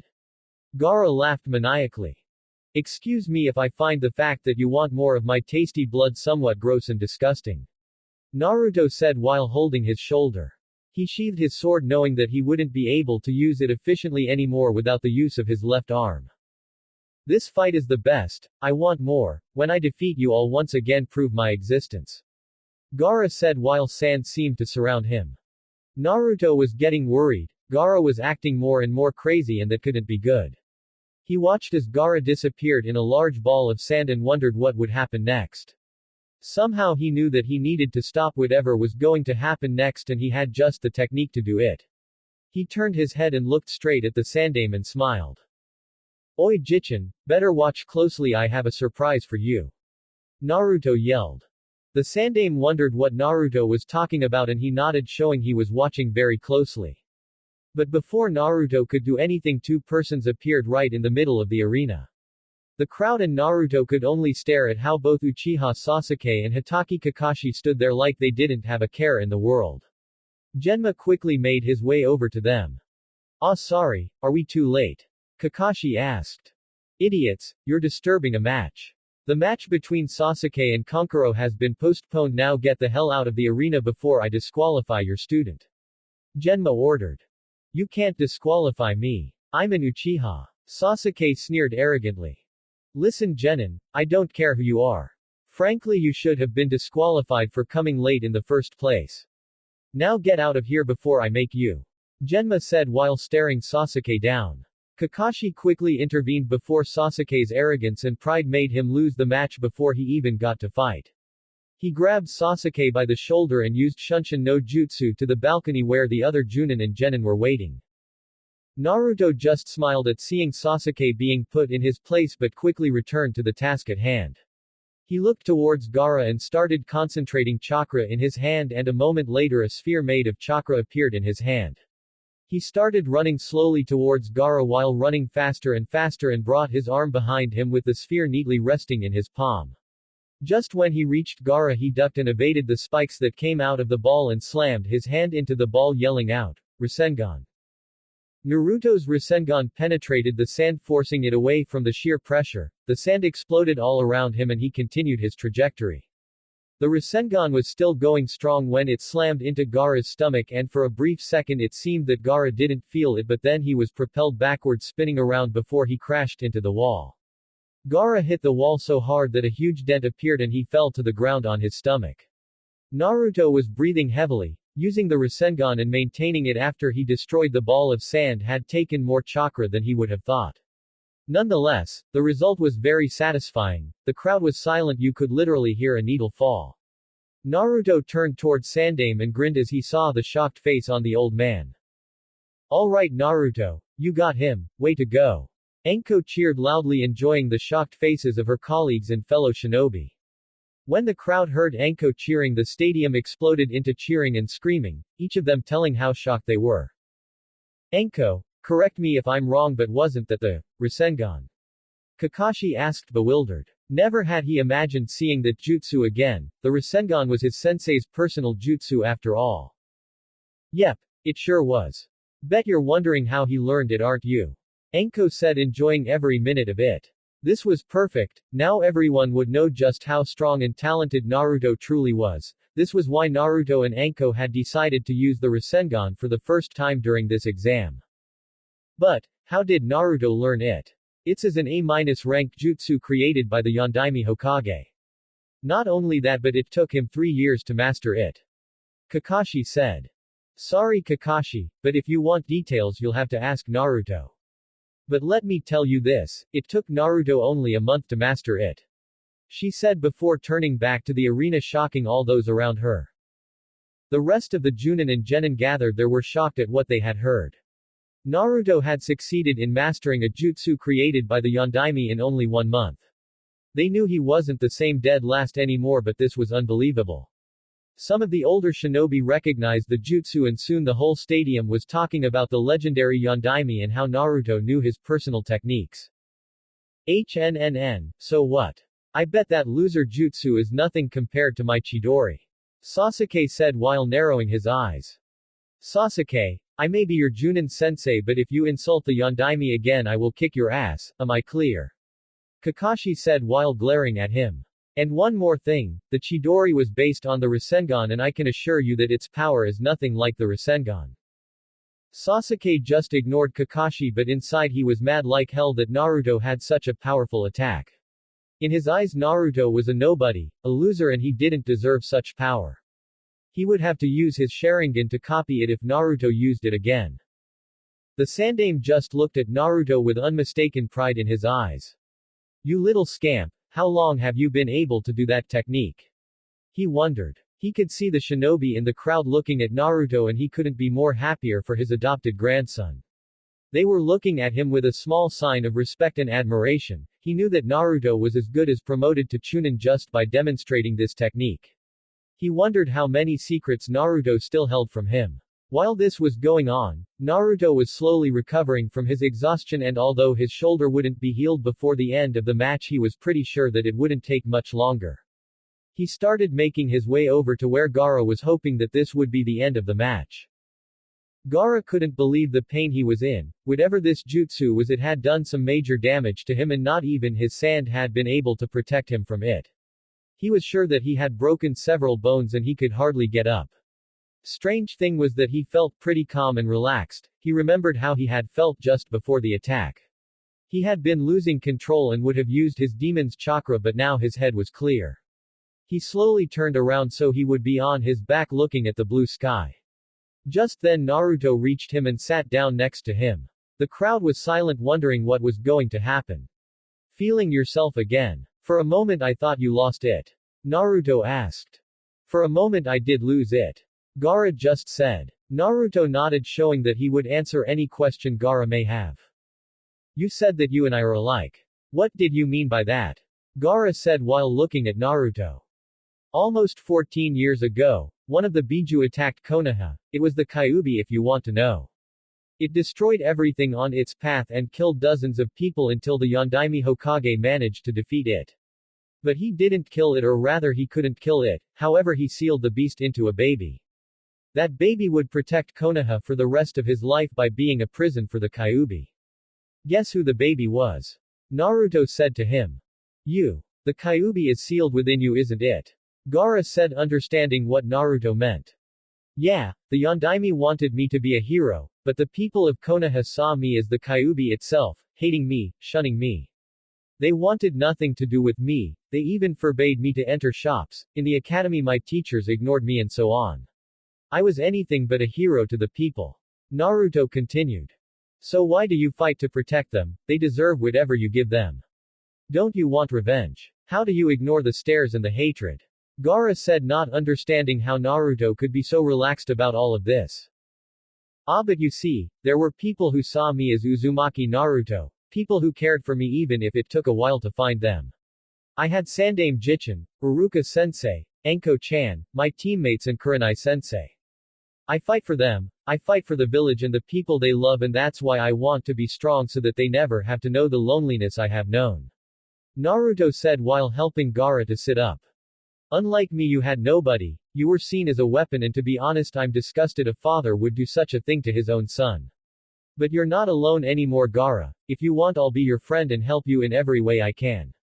We have a difficult future ahead of us, people fear us and hate us so it is up to us to make them change their opinion. One day they'll know that we're not the monsters we carry inside us, that's what I believe and that's what I'm working for. Naruto said grabbing Gaara with his good arm pulling him to his feet. A friend. All like that. Uzumaki Naruto, the match is yours. I have utterly and completely lost to you. Gaara said announcing his defeat to the stadium. You may have lost the match Gaara but you gained a friend. Naruto said before giving Gaara a firm handshake and for the first time in his life Gaara's sand didn't move to protect him. The crowd just exploded in applause for the two genin who gave it their all for the match and cheered for both of them. Anko and company just raced down toward the arena wanting to be with their lover and friend. Even Sandaime was clapping his hands with pride for the two young shinobi before him, they had fought with honor and had made their villages proud beyond anything. Genma just stepped forward and announced Naruto as the winner of the match. After everybody had calmed down enough Naruto was guided to the sickbay where they would treat his wounds although his shoulder was practically healed. It appeared that it looked worse than it was and he could already move his arm around again. I knew you could do it, Naruto-kun. You better get healed fast because tonight I'm giving you a reward. Anko said softly while holding him so close Naruto could feel every bit of her body making him blush like crazy. No matter what, Anko always could make him blush, he thought. Anko however enjoyed every minute of it. She loved to tease him and she would take every opportunity to do so. Gaara was escorted to where his teammates were standing and he motioned them to come closer. We will not participate in the attack. If you fight the Leaf Shinobi, I will personally stop you. Do I make myself clear? Gaara threatened them. His teammates, who were actually Gaara's older brother and sister, just nodded, not wanting to deal with Gaara's wrath. They had never seen him this way before and Gaara's sister Tamari was almost crying when she saw some form of emotion in Gaara's usual cold eyes. Inside the arena, Genma looked at the destruction caused by Gaara and Naruto and decided that they would need to clean it up a little, so he announced that they would have an hour break before starting the next match. The crowd was happy that they would have some time to stretch their leg and maybe get something to drink, so nobody complained. Sandame decided to have a word with Naruto, congratulating him on a well-fought match. So he excused him to the cage and made his way over to the balcony where Naruto was resting. He smiled when he saw that everybody wanted to speak with Naruto or wanted to see him from up close. Luckily he was the Hokage, so people let him pass without making a fuss. Well, Naruto, do you have any more surprises for today? He asked, smiling. Everybody looked up to see the Hokage himself speaking to Naruto. Most of them knew that they had a close relationship, but others were surprised to see the Hokage coming all the way over here to speak to a genin. Well, I might have a few left. Naruto said, grinning like crazy. Try not to give me any more near-heart attacks, please. How long have you been able to do the Rasengan? Sandame said while lighting his pipe. I mastered it while we were training in the forest. I kept it a secret until now so that I could surprise you. Naruto replied. Excuse me to interrupt, Naruto, but Anko said that you mastered it in 1 month. Is this true? Kakashi asked. Naruto just nodded, not wanting to brag too much. Both Kakashi and Sandame just stared at him and started shaking their head. They had trouble believing that Naruto had mastered it in such a short time. After that, Kakashi started explaining to the other genin about how the Yondaime had been his Junin sensei when he was younger and that he knew from experience just how powerful the Rasengan was. He had seen it in action more than enough. He remembered during the war with Iwa. Sandame too told some stories about when the Yondaime was younger and Naruto listened, glad to hear about his father's youth while he rested. The hour went quickly and everyone had a great time listening to the stories Sandame told about the time he was just a genin or about some of the things he had experienced. They knew the Sandame, but never had they spoken to him in such a relaxed way, just having fun. They wished that they would have the chance to do it again, and Sandame assured them that his office was always open for them. After that, he made his way back to his guest, ready for the finals to continue.